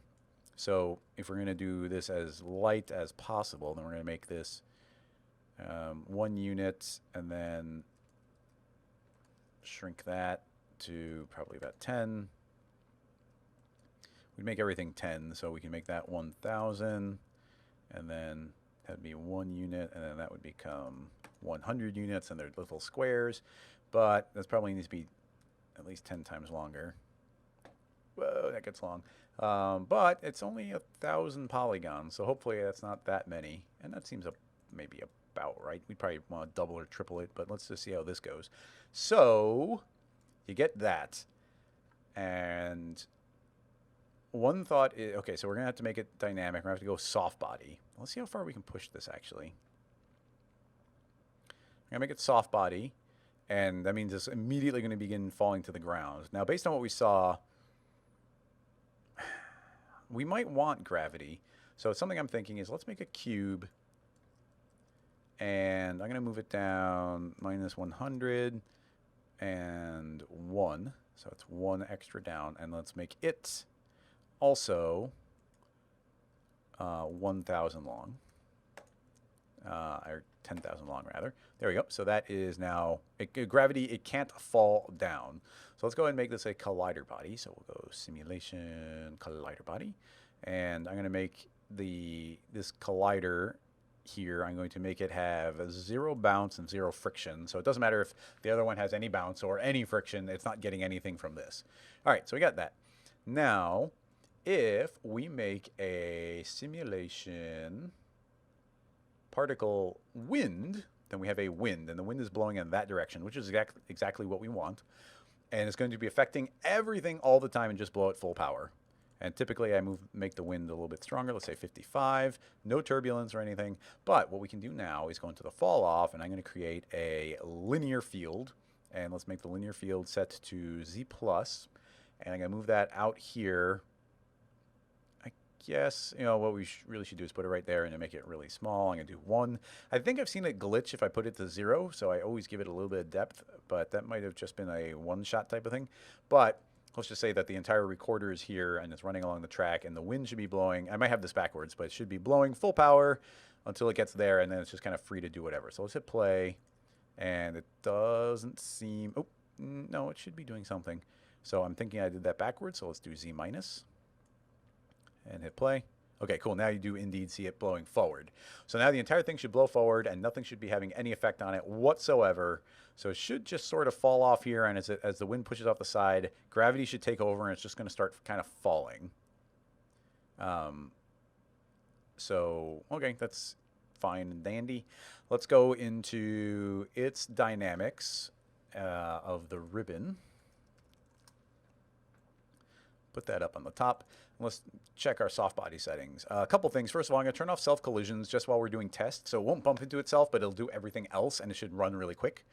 Then we can go to soft body, and we can say, do we want the stretch? No. So structure of 100 is fine. Do we want to wiggle around on that? I'm going to say no. We can put lots of damping on there. It's going to really drain the energy out. And then how much can it bend? Shear and flexion. I think we actually want it to bend a decent amount, but at the same time, we want it to be maintaining a little bit of that ribboniness, that curvature to it. It shouldn't just start doing 90-degree turns. So honestly, these default values are not bad. So I'm going to go ahead and kind of leave the rest of those as they are. Now I'm not sure. I don't like looking at the reference too much after we do the initial thing, but they do. Is it coming out in an? Okay, it's rolling off at an angle, and that's what's giving it its vertical kind of its verticalness. But along those lines, let's just take the liberty of creating a second wind here. And this one we're going to move over visually. We don't have to move it over, but I'm going to move it over, and let's spin it upward. And I'm going to change this linear field to be a box field. We're going to make it nice and big, 1,000, 1,000, 1,000, and let's zero it out. So there it is. So now, when it essentially, as soon as it exits, it's suddenly going to be over here, and this box wind is going to be blowing it up into the air. And that should be fine. Let's see what that does. So let's see, the ribbon should get blown out, and then it comes over here, and it doesn't seem to be having much of an effect, which is interesting. And I didn't change the forces to include or exclude. We've got this box. It should have traveled inside of it. And our remapping, inner strength, boom. It's full strength now, so it's before it wasn't having much of an effect until it got into the middle. So hopefully now we'll see something a little stronger. And actually, okay, so we got to keep in mind that we're also trying to counteract gravity, and gravity is saying that it doesn't care too much about this. This is not counteracting gravity all that much. Now, a couple things I want to do. I mean, there's a lot of different moving parts to this one. Let's give it a save because it's going fine so far.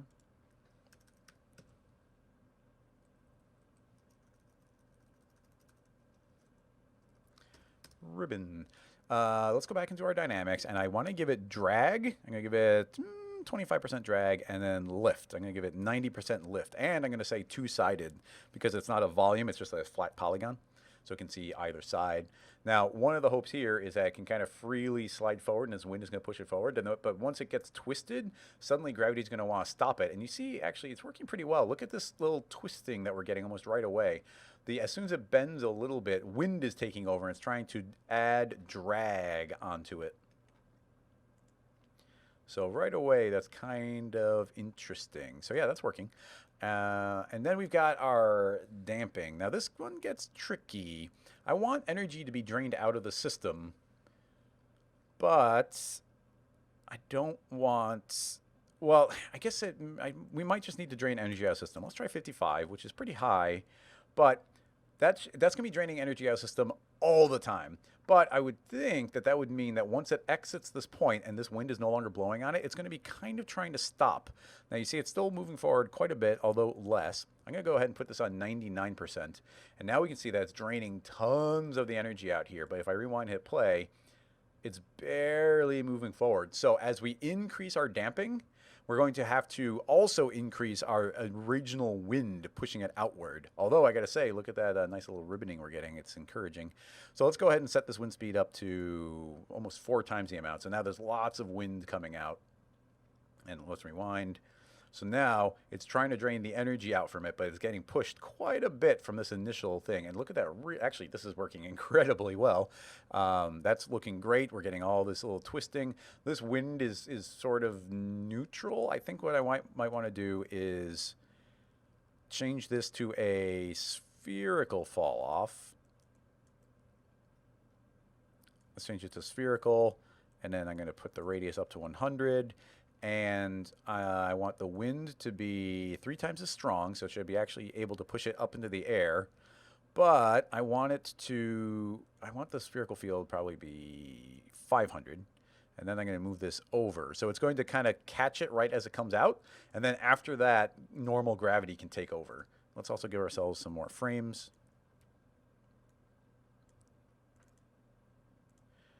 All right, so that's going. The overall energy drain is pulling these to try and stop. And this overall wind is, oh, and I should have given that some fall off. Remapping.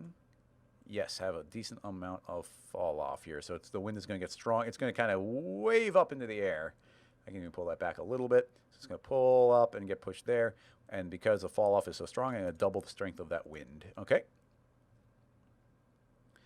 So let's see, then yeah, so this wind is going to be picking up and pushing into the air. As it falls off here, then gravity should be able to mostly take over, and we should kind of see it ribbon back down again. So that's working. Yeah, okay, nice, working. Yeah, look at that. Now, curious. It seems to be we're draining so much energy here that I think it's like log jamming it so that the effect is going further back and back and back, and it's starting to fall back here, which is cool. It's interesting. Something I'm thinking, I was going to try this, but then this started working well enough. But what I want to try and do is turn off that linear damping and instead make a simulate particle friction. And this friction is really strong, but I want to go ahead and put another fall off on there. Let's do I think I actually just want to steal the field from the wind and drop that in there, except I'm going to flip it around. So it's only having the effect after that point. So a little friction goes a long way. So the hope here is that once it goes into that friction, oh wow, okay, it's log jamming it back again really quickly. I'm going to turn off the log jam. Let's just see if that is indeed what's causing it. You'll see actually that it starts happening right away, even with no friction, and now we have no damping. This drag might be a culprit, where it's starting to start wiggling back there because of the drag. It could just be some slight imperfection. It might also have to do with collision noise. I'm going to get rid of the collision noise and let that slide. Still happens. Let's go ahead and turn off gravity. Dynamics, Control D or Command D, 0 gravity. And now there shouldn't be any gravity, which 0 gravity means I don't need this cube at all because it's just not doing anything back there. So, oh, interesting. It still suddenly happens.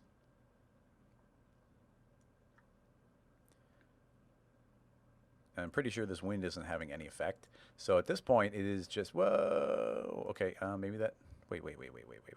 Why is this spherical field?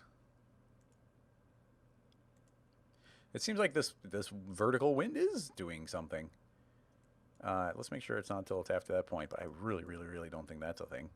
Yeah, so it's like as soon as I add these imperfections in, it seems to be able to ripple its way back into the rest of it, which is really bizarre. That is not... I mean, it could be any combination of the things we were just doing that could be the culprit, but that one is unexpected. Having said all that, it's entirely possible that we might be able to just make a cube and then make it... Let's just make it 2 units tall and 12 units wide and 10,000 units long. So now you see we get this nice little box that it can be trapped inside of. Make that editable. Delete the point there, and then let's see if that can successfully keep it trapped. Don't know if it will. Collider body. No friction, no bounce, no noise. All right. And let's even make it invisible. I'm going to add a display tag, and let's make it wireframe. We'll turn on lines. So now we're seeing through it into the ribbon underneath it, and let's see if that can handle it. It shouldn't slow it down at all. Did it just... we have to tell it to be a static mesh, so it can calculate the inside of it. It's going to slow us down a lot. Oop, and everything instantly escaped from it. Can't say I'm surprised. Kind of expected that. Let's make it 2 units taller, 2 units wider. A little more freedom in there. Nope, still explodes outward. We could crank up our sub frames to maybe keep it trapped in there.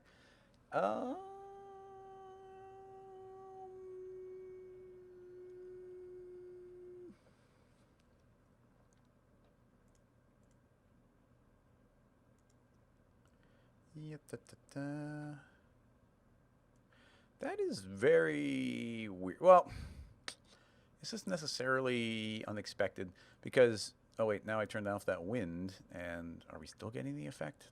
Go away, cube. Yeah, see, that just flies forward, but my assumption is at a certain point we're just going to get some random noise, which will compound, so that just successfully flew all the way. Let's try turning on just the friction. Let's find out where this starts happening. So friction, so it's going to be trying to slow it down. We do get some nice, interesting, like ribboning looping there.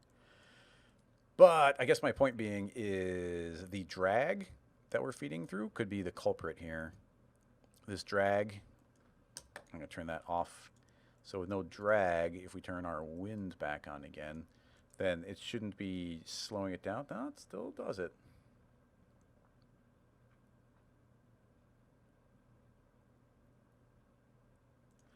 That is super bizarre.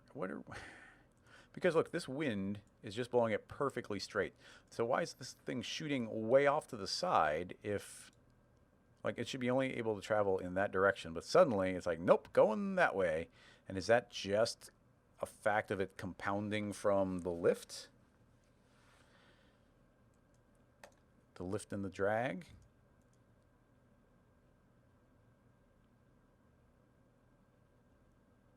I mean, okay, by turning off lift, you can see that a lot of it's chilled out, but it's definitely still adding in some imperfection. And as we go further, it's happening. Now we're still getting the really nice squiggle. You know, look at those really nice loops and ribbon, although that seemed to have fallen down. Yeah, there's a certain point where it's like, nope, I'm gonna go crazy.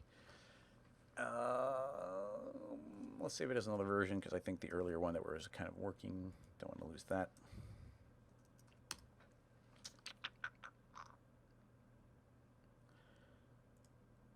Trying to think. The friction seemed dangerous. Let's try putting our really heavy damping back in again. The advantage of doing the heavy damping is that those are losing their energy as well.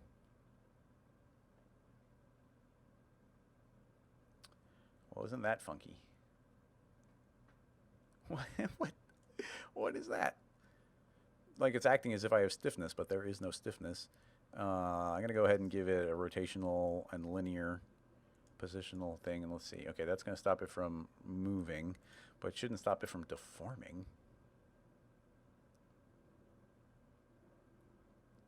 Interesting. That's making me think.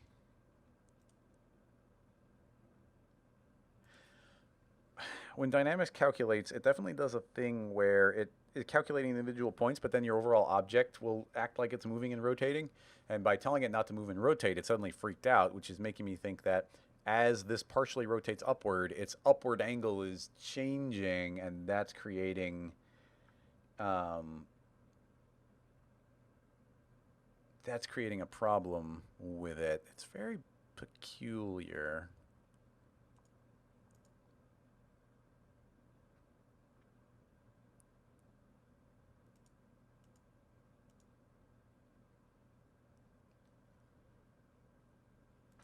Very peculiar indeed. I'm going to go back to the first version. Oh, let's see. I think this is when everything was simpler, and I don't think it freaked out quite so much.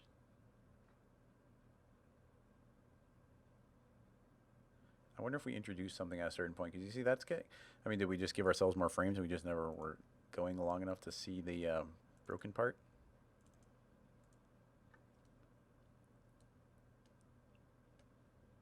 Yeah, the wind's going a lot slower.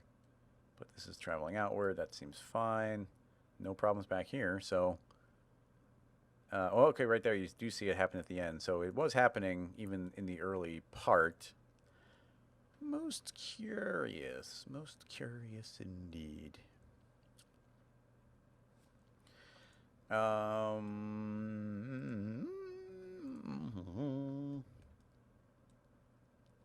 we did turn off the overall gravity. So let's put that back on. Let's go ahead and turn on our original box here. And I'm even kind of curious as if let's go and copy the box, and I'm going to scoot it over. It's 200. So I'm going to move it over 220. And nope, I don't want to move it 220. I'm just going to eyeball it. Let's go up, and I'm going to scoot off to the side like that. So you just kind of create this trough for it to try and travel. And let's do the negative version on that one, negative X. So there's a little bit of a trough. There's no roof on it. But hopefully that should be relatively calm. Display. Lines. Okay. Not super confident that that's going to do anything, but let's see. Yeah, see, that's still trying to go crazy. It couldn't get off the side, though. So, you know, maybe this bigger box method, instead of trapping it in a box, making 3 boxes, and now 4 boxes. Maybe that will keep it super trapped. Oh, yeah, actually. It does seem to be keeping it trapped. So before it could escape, but now there's thicker geometry there, so it's keeping it more trapped. So, you know, that's a plus. Okay, well, we can continue from here then. I can give that a save. All right, so where were we? I like the idea of lift and drag. Drag and lift are huge. Depending on the speed it's going, it can catch kind of the air, and then it'll curve based on that direction.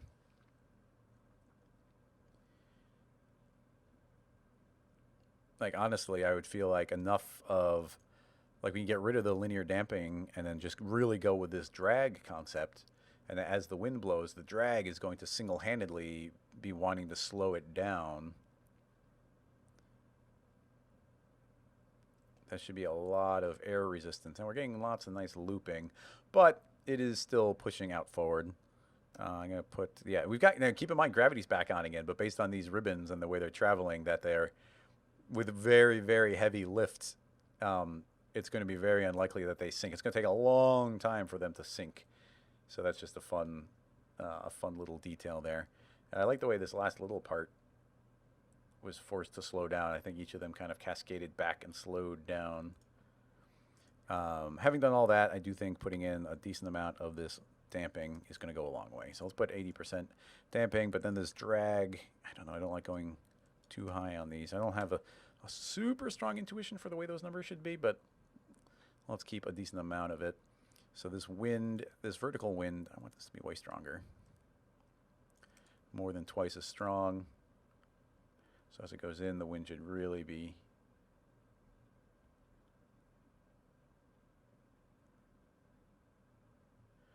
yeah, 3 times as strong. I want to happen almost as soon as it gets in.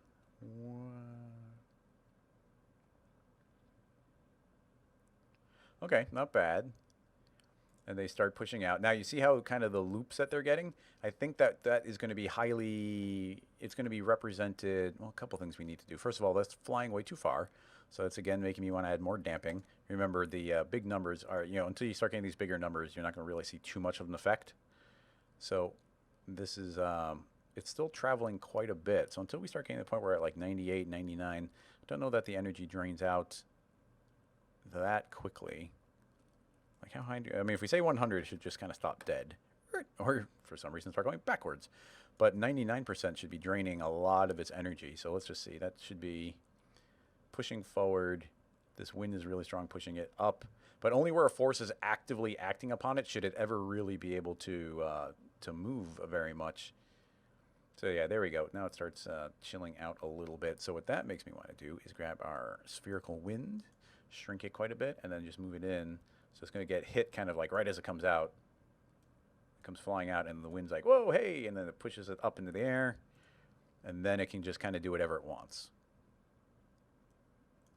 3 times as strong.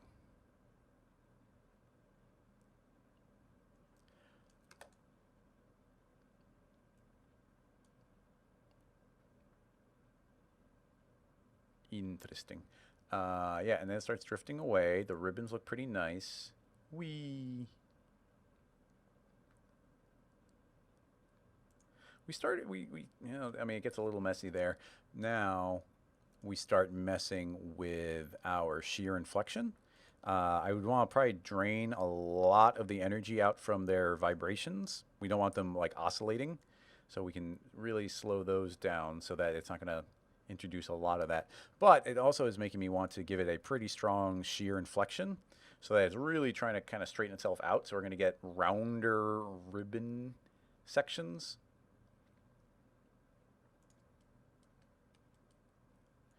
That's interesting. Staying, I mean, that's making it, I mean, I guess it's kind of what I said it would do. It's making it a lot rounder. Man, there's, it's pretty interesting, the behaviors that we're getting from it. I'm going to do a force of 99.9. Interesting. I'm surprised that these are able to continue forward with so much energy drain.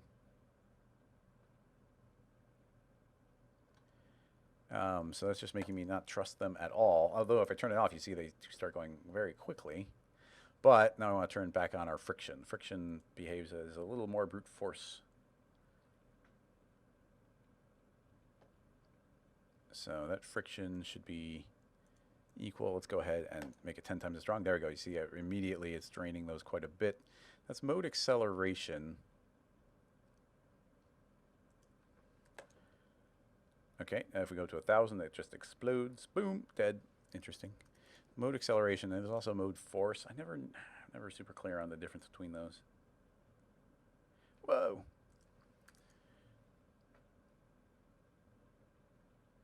Explode.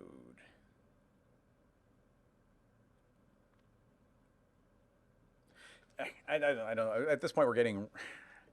Here's the thing is I feel really confident that we get something pretty much identical to what we saw in the reference.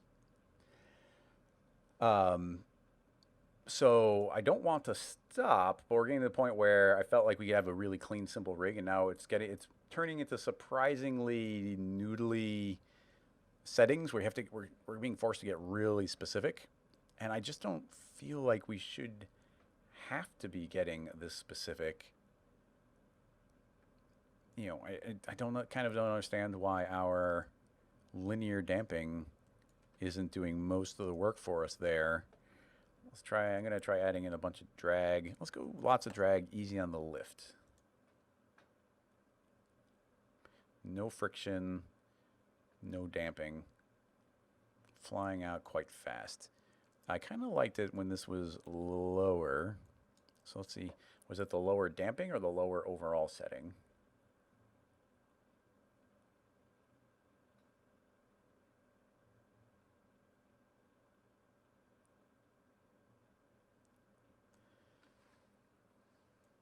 Let's try lowering the damping.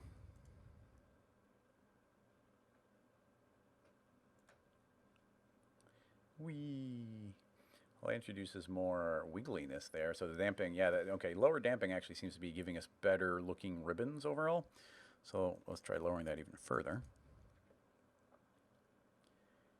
Oh, interesting. I didn't think damping would be the biggest variable here, but look, it's definitely giving us way better ribboning there.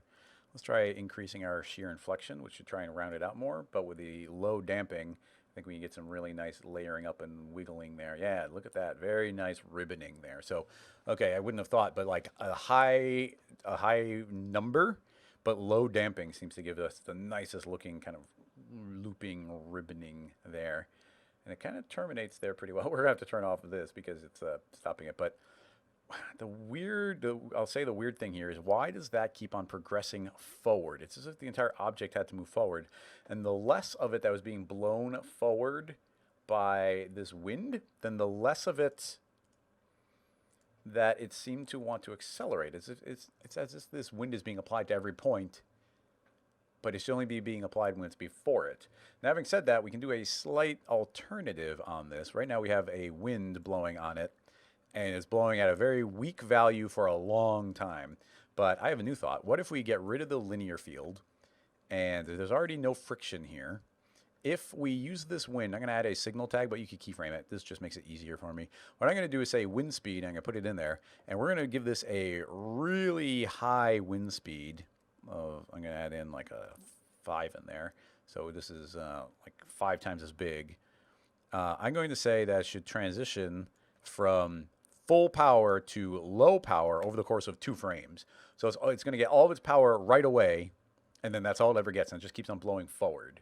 So let's see what happens. So we get this initial burst, and now we're not constantly feeding it new motion. It's just got its original motion. Now, I have a fear, yeah, it's going to feed back eventually to the point where it doesn't have enough velocity to keep on going forward. Now, that could have to do with the way we set this wind up. So I'm going to pull that forward a little bit. Let's make that a little bit bigger.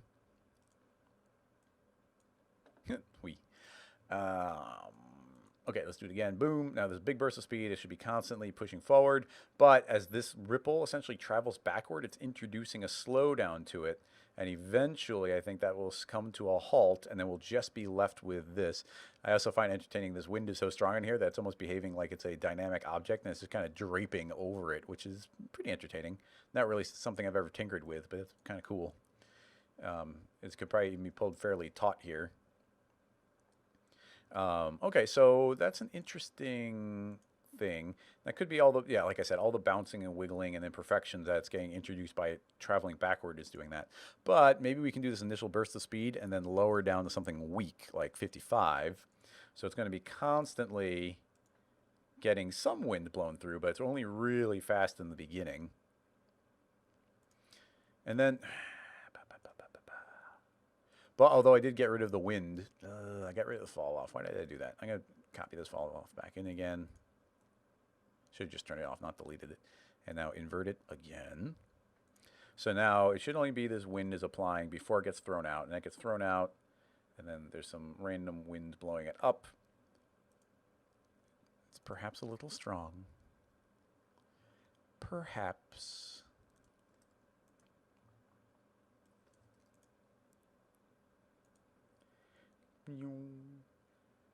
But the rest of the wind should continue. Now, it just seems like the more wind we give it, the more that this is traveling forward. Even, this is the interesting part, is even with us draining, well, I guess I got rid of the draining energy, and right now it's just drag doing it. Drag doesn't really seem to be stopping it that much.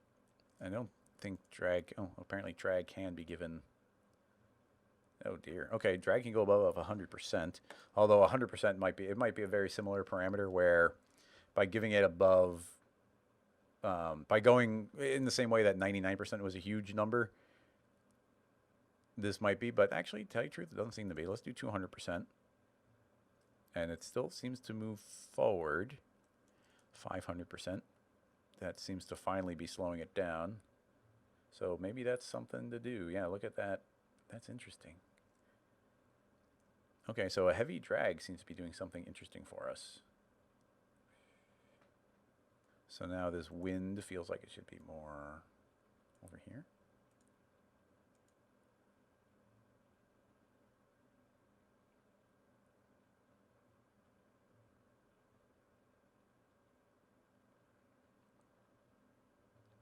I mean, this wind is really bugging me. Well, I almost feel like the other one was given a, I don't even know how to describe it. It's kind of coming at more of an angle and then just naturally shooting upward, and we're kind of forcing it upward with this wind, which seems less natural for it. It's almost like I just want to do something like that, where it's just glancing off of it and then quickly gets away from it. I don't want it to live in it forever. I want it to get away from it, and then it's only affected in that beginning part. And then I guess that goes back to what I had been doing, which was making it very powerful and then making it very small. So by doing something like that, the hope would be it's going to go through, get hit, and then travel upward, and then it won't ever be able to really land on it because it's mostly being pushed immediately upward.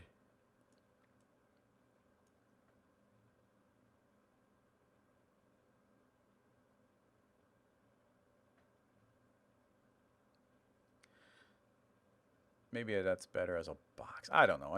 I'm mostly tinkering now, although I am super interested in the results we're getting.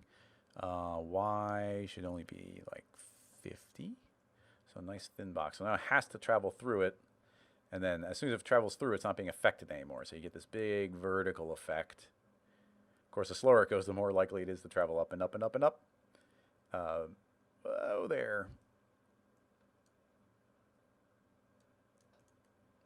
Chill that out a little bit.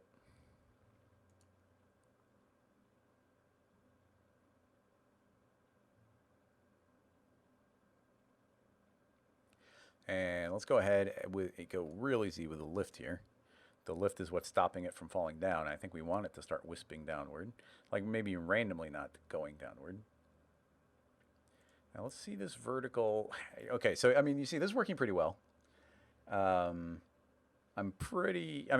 We're getting really nice ribboning going on here. A couple subdivisions in there, I think, will be working really well. The trouble that we're still getting is that it keeps on wanting to move forward. Like it's constantly moving more forward. And once again, that seems to be that if this wind is still blowing, it's going to keep moving forward. But even though the wind, it's outside of the fall off of the wind. This is going to be silly, but I'm going to go and put a box field on that one. So now it's as if the wind, it's only being blown forward when it's inside this box, which is funky. Okay, obviously that's behaving very strangely. Let's go ahead and give it some inner fall off. And I mean, it probably can't pull all the other ones from where it is, so this is probably going to break.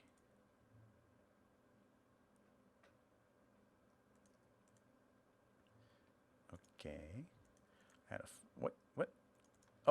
Oh, signal controlling that. That's why. I was like, why does it keep on overriding? Boom. Okay, lots of speed, not enough to pull it. Let's try going even higher. Is that enough to keep on constantly pulling? Yeah, maybe. So here's the new concept. I'm taking this big wind, which is pulling all of the ribbon, and instead of it being a linear fall off, I made it a box fall off. And the box fall off is essentially saying, like, it's going to keep on pulling, but only within here. So it's constantly yanking the previous parts forward.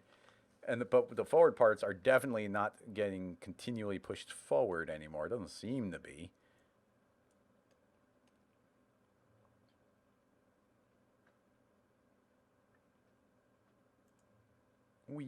Yeah, so these are getting pushed forward in a constant rate, and then they can just kind of do whatever they want. I'm going to make this box field even smaller.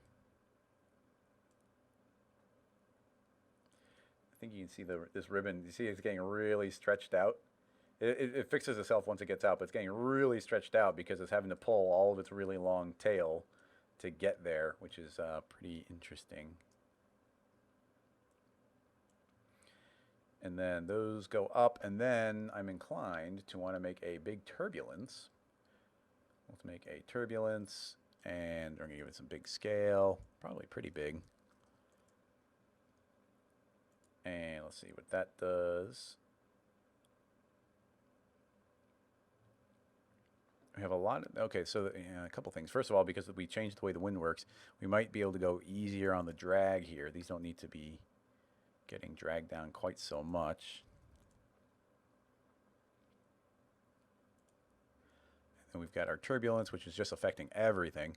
I'm going to start cranking up its strength. Okay, going bigger there. Scale's too big, obviously.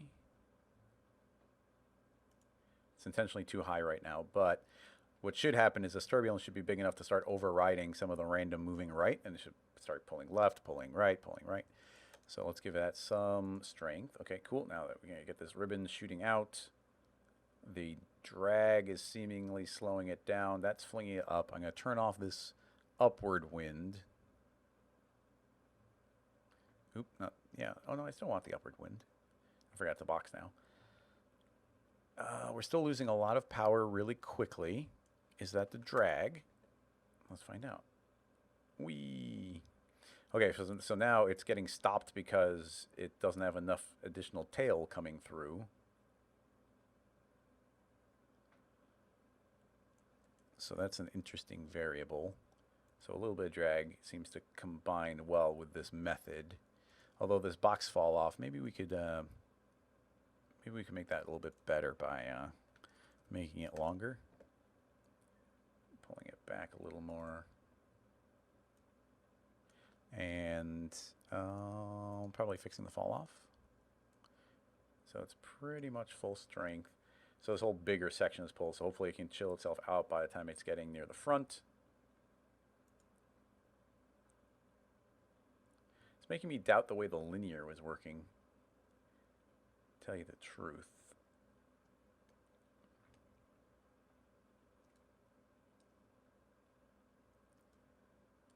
Like, that's so weird. I mean, do you understand why it was MW saying could it be done with X particles and cloth? Entirely possible. I don't know. I've barely tinkered with it, so I'm not sure. I'm just not. We made a linear field version of this, and the linear field version should work perfectly, but it just didn't seem to. Now I'm going to. Let's go ahead and zero this all out. Oh, that's interesting. I guess the wind is there. Yeah. Oh, the wrong box. Oh, yeah. Oh. I had to undo a few times. I was working with the wrong box there. I'm going to make this box have no fall off, and I'm going to make it as long as the entire little pillar here that they're trapped inside. Aren't these double the size that they claim they are? Yeah, these, it's a thing that cinema's always done where fall offs are twice as big as their number says. It's like it's that fall off in one direction and the other direction, which is very, very unintuitive to me. So anyway, the fall off now, the ribbon is entirely trapped in there, but it's inside of a box fall off, not a linear fall off. So you should be flinging this out at a very, very strong power. Obviously it is. Usually it was 500. Let's chill that out. So the goal here would be, oh, no, once again, signal is driving it.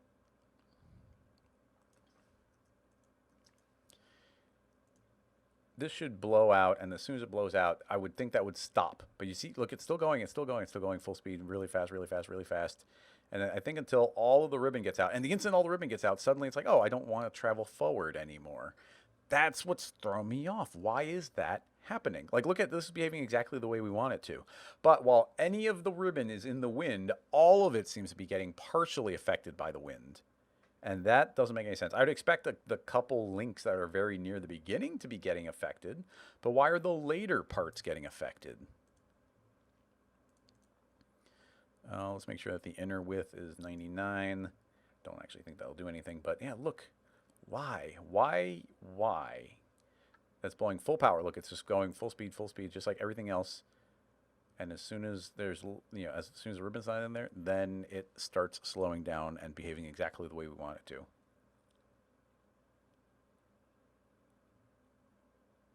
When you are using Softbody,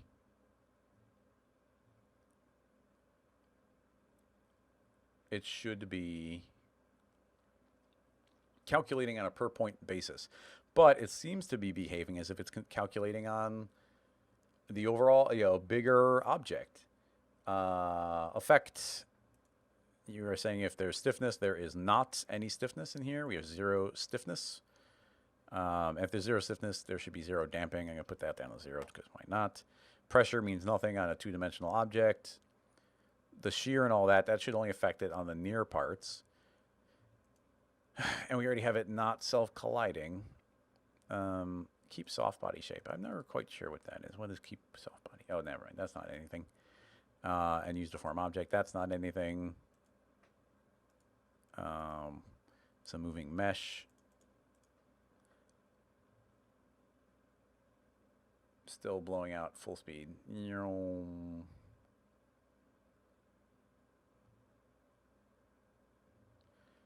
as there's less in there, it slows down. And then we get these really nice billowing ribbons afterward.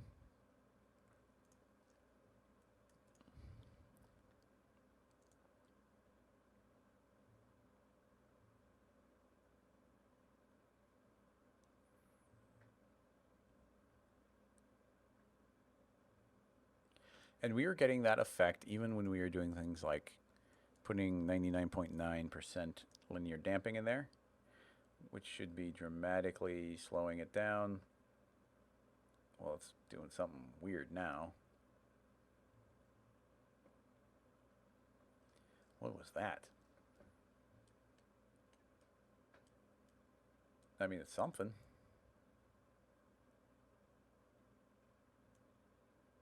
All right, well, that sort of did something good.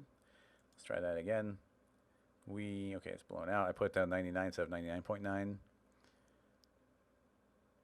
And, I mean, look, okay, it stopped, and it's enough for it to start pulling back, so that's something. Like, I'll take it. I'm unhappy with the force combinations we've been having to do, but that's working pretty well. We're getting a little bit of clumping inside of that. Not entirely sure what to do with that, because we should be capturing the entire thing. The only thing I can think it would be make that wind a little bit bigger. Make it big enough so that the fall off is popping out. So it's getting all full power even as it flies out. That might stop some of the clumping, but I kind of doubt that. Let's see. Okay, now let's take a look at what we are getting here. So it's even like it's a little bit odd. You can see where these seem like they are, I mean, they're bunching up, and then they're even stretching a little bit. So potentially we can go to the soft body and say, okay, we're draining a lot. You know, let's get rid of that. I'm gonna drop this damping down to 5 because it did make the other ones look better. Okay, it's definitely still piling up. So now let's try making it really high, and then. Yeah, so then it's less crazy, but there's more of a uniformity to its mess up. But then we can start doubling the structure. Not really helping. I can go 10 times the strength. And yeah, now with a stronger strength with that, it's going to start, I would think, alternating back and forth, and we can start getting those little loops in between, which could be good. And then, once we put that into a subdivision surface for our final, I think that would look pretty good. Interestingly, this seems to be escaping again. For a second there, our really strong damping seems good, but now look, the whole thing is flying forward again, probably until this stops flying out, and as that slows down, this suddenly doesn't have to go so far. Whee!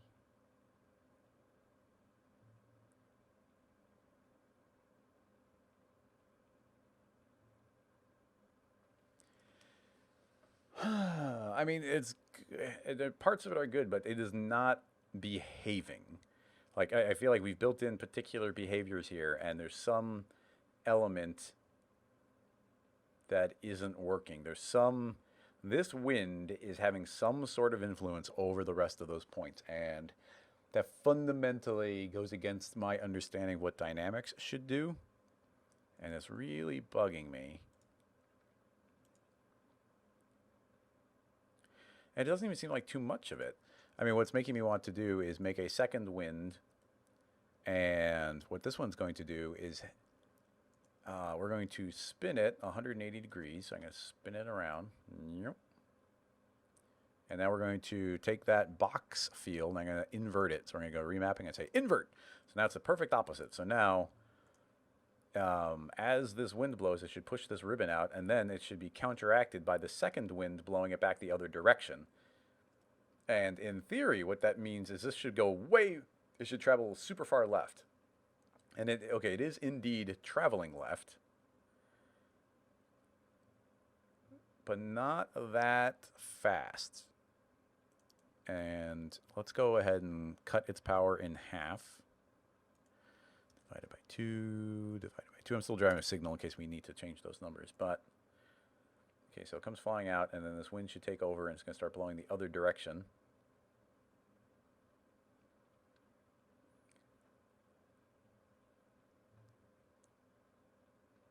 Interesting. Yeah, okay, now you see, once again, okay, now it's slowly starting to seem...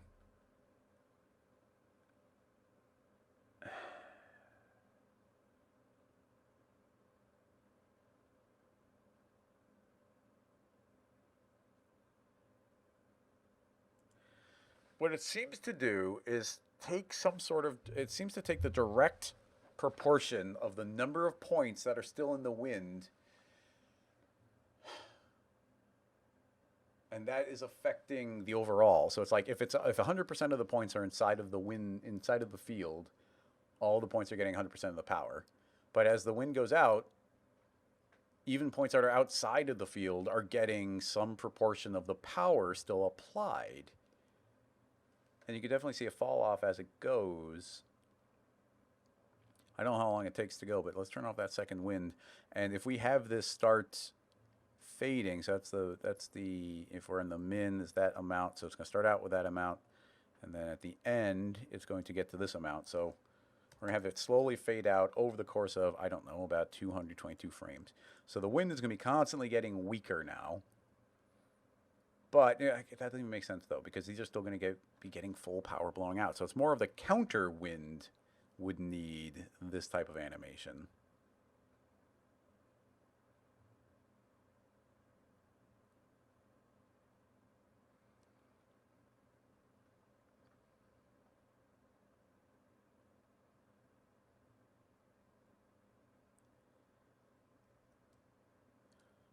Yeah, and now the wind's gotten weaker. But you even see how they were flying forward until this wind started fading out, and then those started falling down. But that's not what's in the freaking field. It's inside of a fall off. Why would that matter? Bump, bump, bump. Well, I mean, I don't know. I mean, I could keep on going and going and doing more tests here, but I don't know that's gonna be terribly interesting for people. Um, yeah, I mean, there's a bunch of different things here. Like wouldn't it need lift? Like I was using lift a bunch in there, but that shouldn't be a variable here when I'm telling it to have a 99% energy drain, and it still keeps on traveling forward. And even when we put this friction in, it still was moving forward. So now the only thing that seemed to have any kind of visual effect was when we have this counter wind only on parts of it. But I would think that counter wind is going to be blowing on the inside and the outside. So we could say that, it's got full power there, and then it's going to get weaker as it goes. And eventually at about frame 222, that the wind power has gone down to 0. And I can hit play. And I mean, the hope here would be if we calibrate this correctly, this should slow down after a little bit, but it's going to keep on getting weaker. So, okay, so you see that slow down, but it's still probably too strong. It's going to start blowing it back the other direction. And this has to get weaker as the time moves forward, because otherwise, if it's full strength, as less points are inside of that one, more points start blowing that direction, and the wind gets stronger and stronger and stronger. So now now even look at that. We had this counter wind blowing, and as the counter wind, which shouldn't really be any kind of a variable here, it's just blowing it back the other direction. As this got weaker and weaker, this part started accelerating forward again. Like it stopped, and now with this wind being almost down at 0, it's begun to move towards the right again. And the turbulence noise is small enough that the variation shouldn't be particular. Now everything's out of that one, and now suddenly it doesn't seem like have any influence on the overall object. So I feel like there's some variable here where, like I said, there's something where if I click on this ribbon, do you see how the axis is moved out to this point here? But when I rewind, it's on the inside. So the axis, even though this is soft body, the axis is constantly kind of adapting to the midpoint. And as long as this overall object is moving, then I don't trust this axis. Like this axis moving forward, I think, is representing how much it's making the overall object move forward. And yeah, I think that's actually a really good way of describing the problem as I see it. And I can't think of any way of stopping that from moving because it's just, I think it is just the middle part of the bounding box.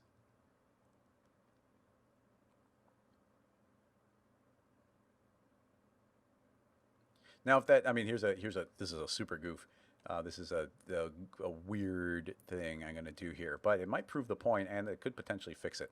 If we have this ribbon here, why don't we go ahead and I'm going to make, let's make a cube and we're going to put the cube into a cloner, and then the cloner, I'm going to set this to be in grid array, and I'm going to make it 2 by 2 by 2, and we're going to make it 20,000, 20,000, 20,000. So these are very big. We've got a very big grid here. So you can see I've got my overall shape here. And now you can see I've got box, box, box, box, box. Okay? So you got all these boxes all over the place. In fact, I'm going to set that to even bigger. We're going to go 4, 4, 4.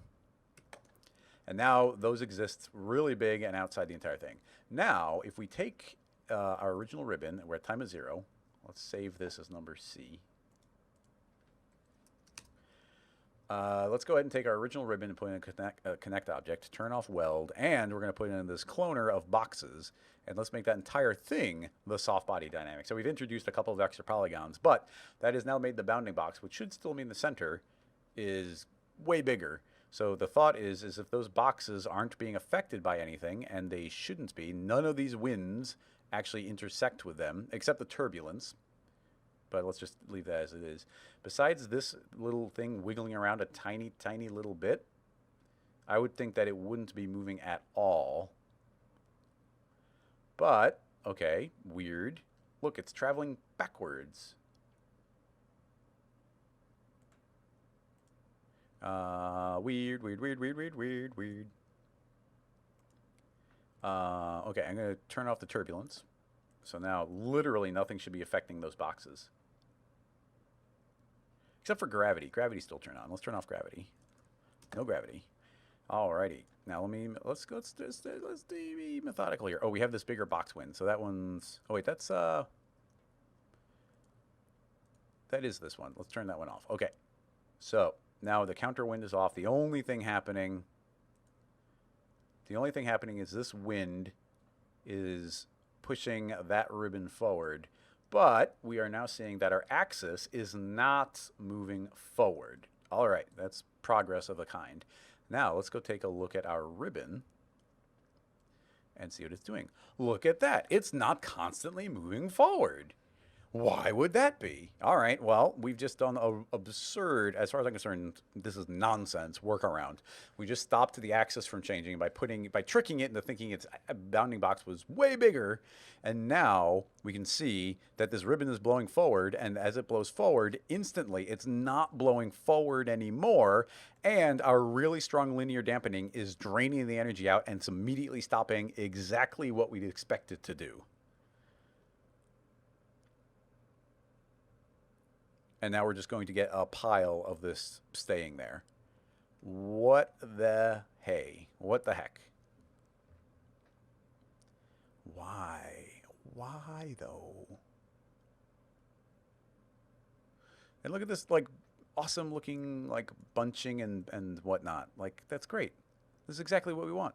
Now we do have the, now assuming that it's behaving itself, we can get rid of this linear damping. And now we can just, we can let this fly forward, and now all we have is this drag turned on. And look, even the drag. Look what a good job I think just drag is doing. If I turn off drag, let's see what happens. These fly forward. Oh, it's still stopping a bit. It's almost immediately putting on the brakes. So why would it be immediately getting the brakes put on? There's, I mean, yeah, friction and bounce, that doesn't matter. But I would expect that whatever speed this is flying out, this would have to be continuing to move forward. Uh-oh, look, our axis started moving. Why is our axis moving? Why? Without the damping, it might be forcing these boxes to start moving along with the wind, which should only be affecting part of it, but it's no longer counteracting it. So that moves forward, which is making that move forward the equivalent amount that the axis is, because you can see our little box in the corner is moving forward, and that is happening because we're not constantly draining out a bunch of the energy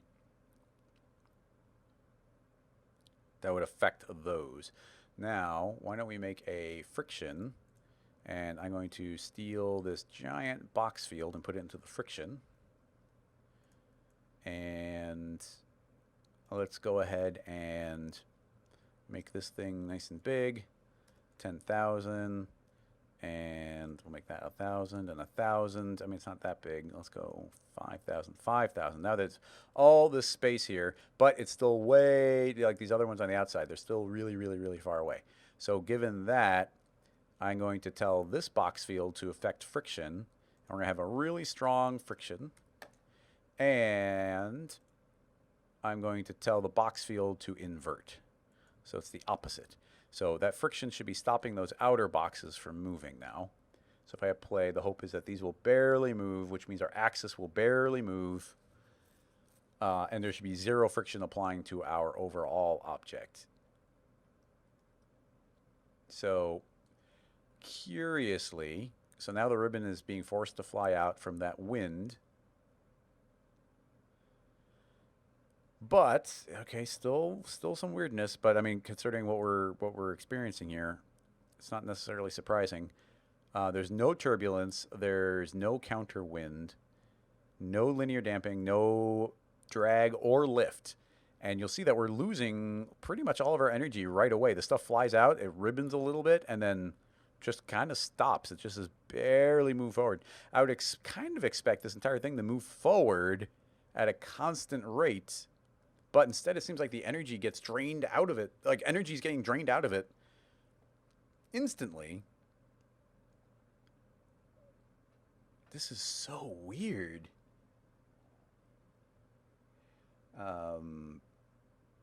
This is very weird. Like, why does that energy suddenly dissipate so quickly if it's outside of the wind? It should carry on its momentum. I'm going to save this again. Let's save another version, and we'll strip down a bunch of things. We don't need any turbulence. We don't want that wind. Don't want the secondary wind. Signal's not doing anything. We'll delete that. I'm just eliminating variables here. We've got the counter friction, and this friction should be affecting everything outside of its giant box. And we've got these 4 boxes, and those are just stopping that from wiggling away. And we just got one wind at full power blowing forward if you're inside of it. Let's go back to our dynamics. In our dynamics, we're draining energy out through springs. So I wonder if that is something. That'd be weird. But you can see this flying out, and then suddenly, boom, like all this energy is being drained. It starts wiggling through the air. But there's no turbulence here. There's no noise introduced at any part in the process. So that's pretty weird to me. Now, out of curiosity, let's get rid of all the dampings. Woo! Look at that. Okay. Now, when those fly forward, it appears, okay, interesting, this is good to know. With everything else being equal, it appears that damping drains energy out of the system as well. So, I mean, I always knew that it drained energy out of the system, but I didn't think it would drain momentum out. But it seems like the momentum is turning in to like shear energy and flexion energy and structural energy. And that's where it's draining. So now you see they're flying out, and they're continuing to fly at the same speed. This is more what I was expecting. It's still a little bit weird how they're kind of folding up on each other, but at least they're maintaining their speed. Whoa! Exploded. But that's interesting. Interesting. I'm not sure what to... I'm not sure what to do about that. And we could reintroduce turbulence again. So let's go steal our turbulence from our previous file. Turbulence. Paste it in here. Oops.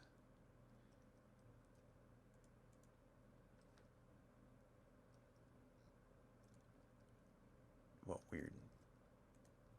There we go. Okay, paste the turbulence in. Now this should be a little bit turbulent, so this should be constantly... Oh, yeah. So this is adding energy to the system, but now we need the damping. So we were trying to, let's do some minimal damping. Turn off the turbulence again. Minimal damping. Go out, and yeah, okay, still a lot of energy gets drained just from 5%, 5%, 5%. Like 5% of the energy is getting drained all the time. Man, that's interesting.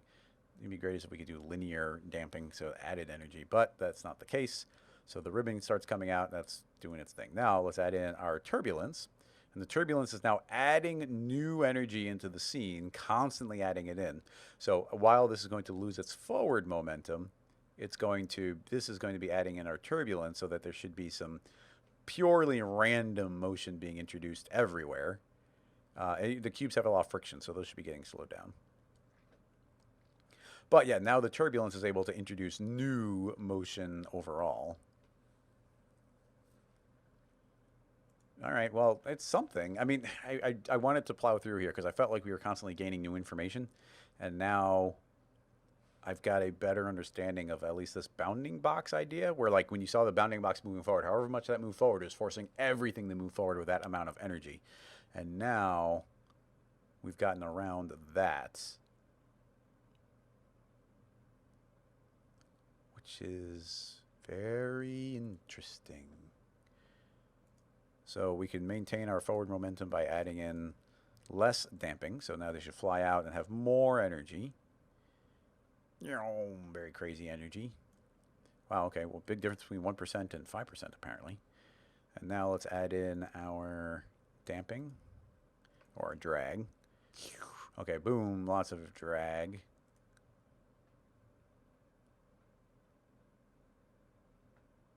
And lift.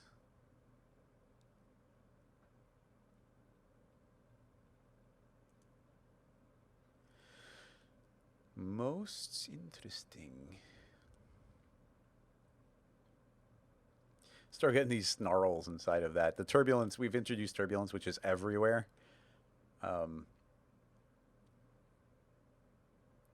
So this is a cool thing. You see, I've got this wind with a box field inside of it, but I can go to my turbulence field to say that you also get the box wind, but I want you to invert your result. So this should be...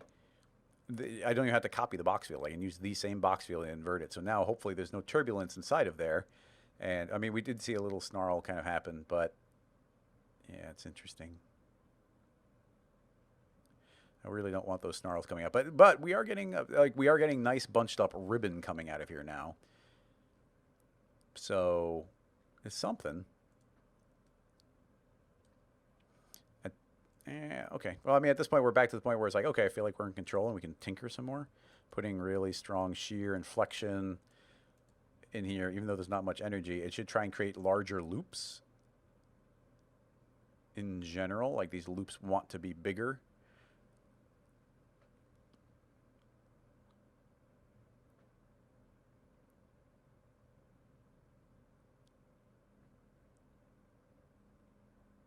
It's interesting. Interesting. I mean, I think we're getting really nice looking ribbon now. So I was, when it comes to this dynamic stuff, I really, really, really want to understand it. So that's cool.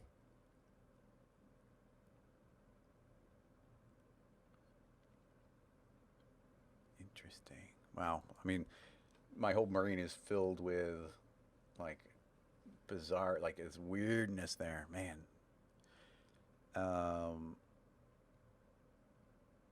Now we get these snarls early on. I feel like we could probably counteract those a little bit by putting a little bit of a linear fall off in there as well. Like if I make a duplicate of this box field, and then we'll make this one a full fall off, and we'll make it linear and make that 10,000, except it really just got to be 5,000 because for some reason it makes everything twice the length. And that's 10,000, but it's supposed to be 5,000. Or it needs to be 5,000. So now we get that linear field. So now we can go to our box field and put the linear field in, and I can multiply on top of it. So if I if this blows in the correct direction, which I might have the linear field backwards, it should be a lot stronger on this end than that one, which should kind of prevent snarls. It's constantly tugging harder on one end than the other is my theory on that. So let's see. Although, guessing on the way this is bunching up, I did it backwards. So this linear field, Z plus, hit play. So that should have almost no power. But over here, we got lots of full power. Whee! And the hope here is that we get less, the entire point of that is we should get less snarls in there.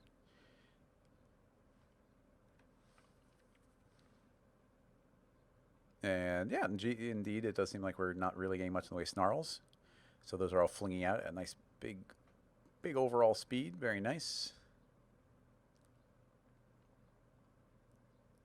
Now, we do get some of these that are like overshooting. I'm not sure why we get extra power there. It might just be the way the wind is catching, or maybe this drag is slowing it down. So I guess there's some additional variables to keep in mind there.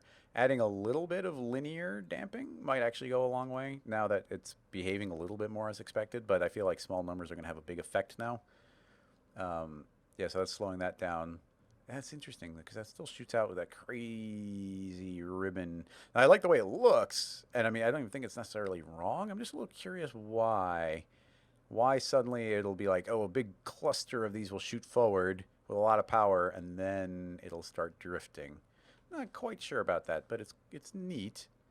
And then, I mean, we're doing a lot of this with the context where this was not self-colliding.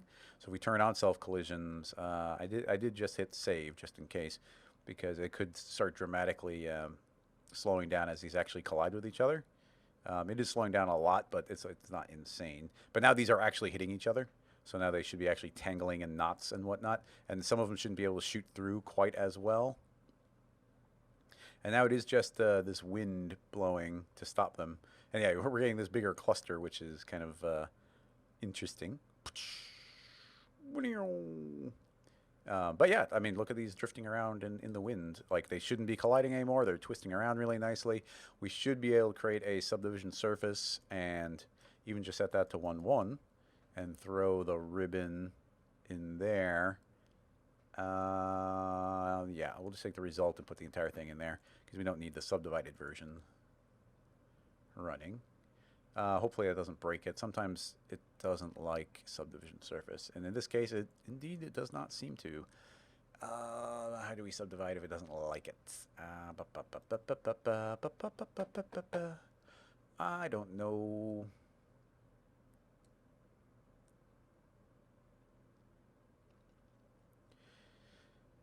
A thought that pops into my head. I don't know if this is any good, but we could make a matrix object.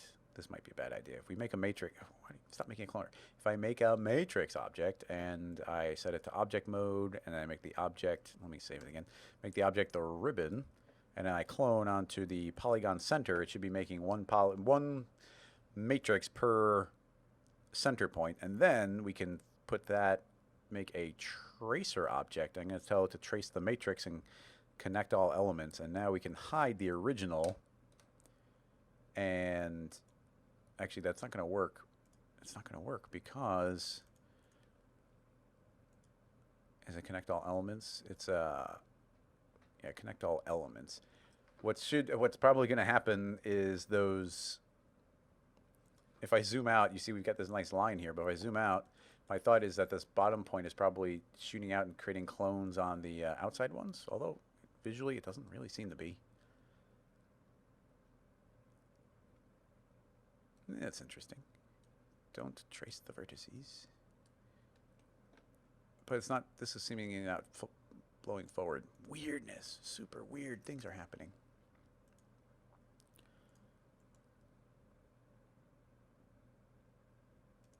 So how do we subdivide that? I mean, we could put a subpoly on it, maybe.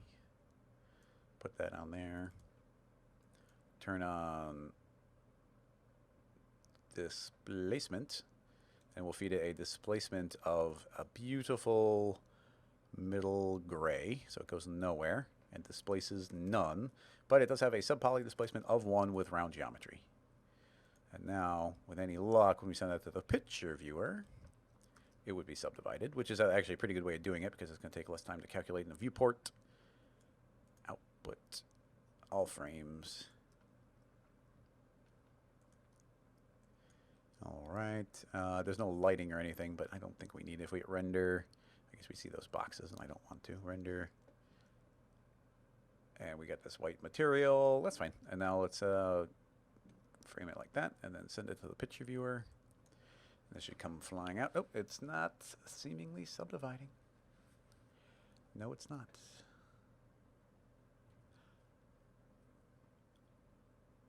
Wow, this part of it's being a little bit of a pain in the butt, isn't it?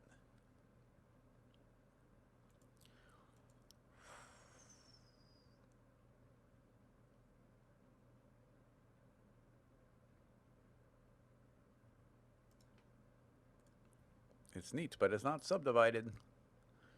Why? What is even happening here? Let's do a. Okay, my last thought is, what if we bake it? And it's gonna take a little bit. Let's just do the first couple frames. Let's do 120 frames worth. Let's see what that looks like. Yeah, that's plenty. So let's bake. Shouldn't take too long to do that shorter sequence. And then as soon as that's baked, I'm pretty sure we can put it into a subdivision surface. There's a lot of little bizarre things in it, though.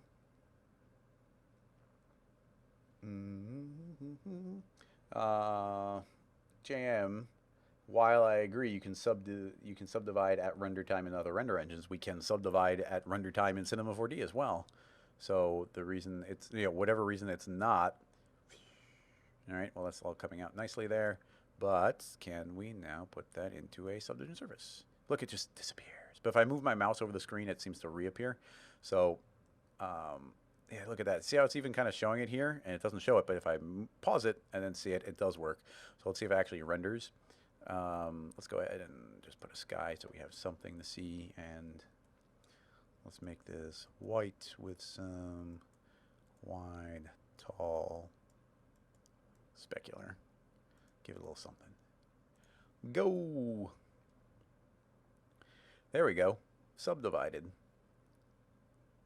I don't know why we had to bake it, though. So yeah, even right now, like, this wind is really strong. There's nothing to blow it up specifically. We just have the overall wind going so that it doesn't separate, or the overall turbulence going. So it's a little strong, but at least it's behaving itself. This is behaving logically. I was still a little curious why it kind of does this little cluster up and it pushes. My assumption is that that is happening because of the drag.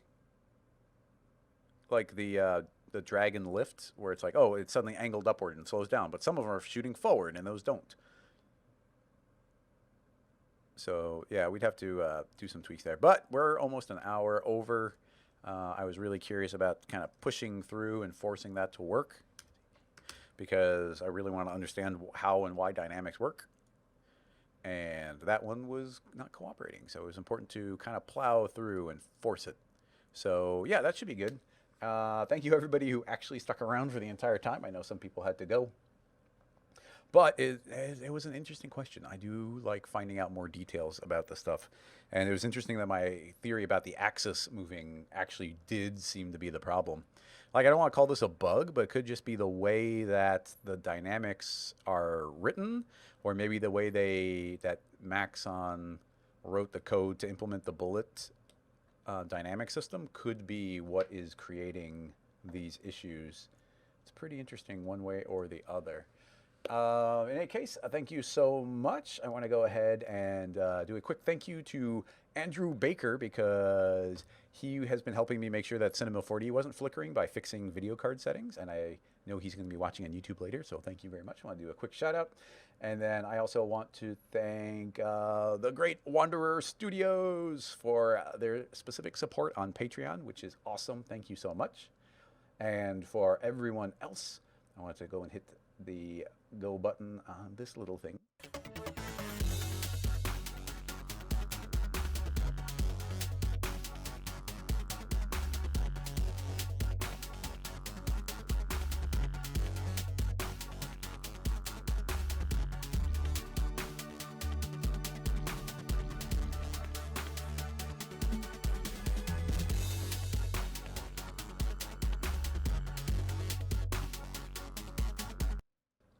So thank you so much, everybody. I'll see you on the Slack channel. Head on over to rocketlassoslack.com if you're not already on there, and you should be able to jump on in. And I will see you next week.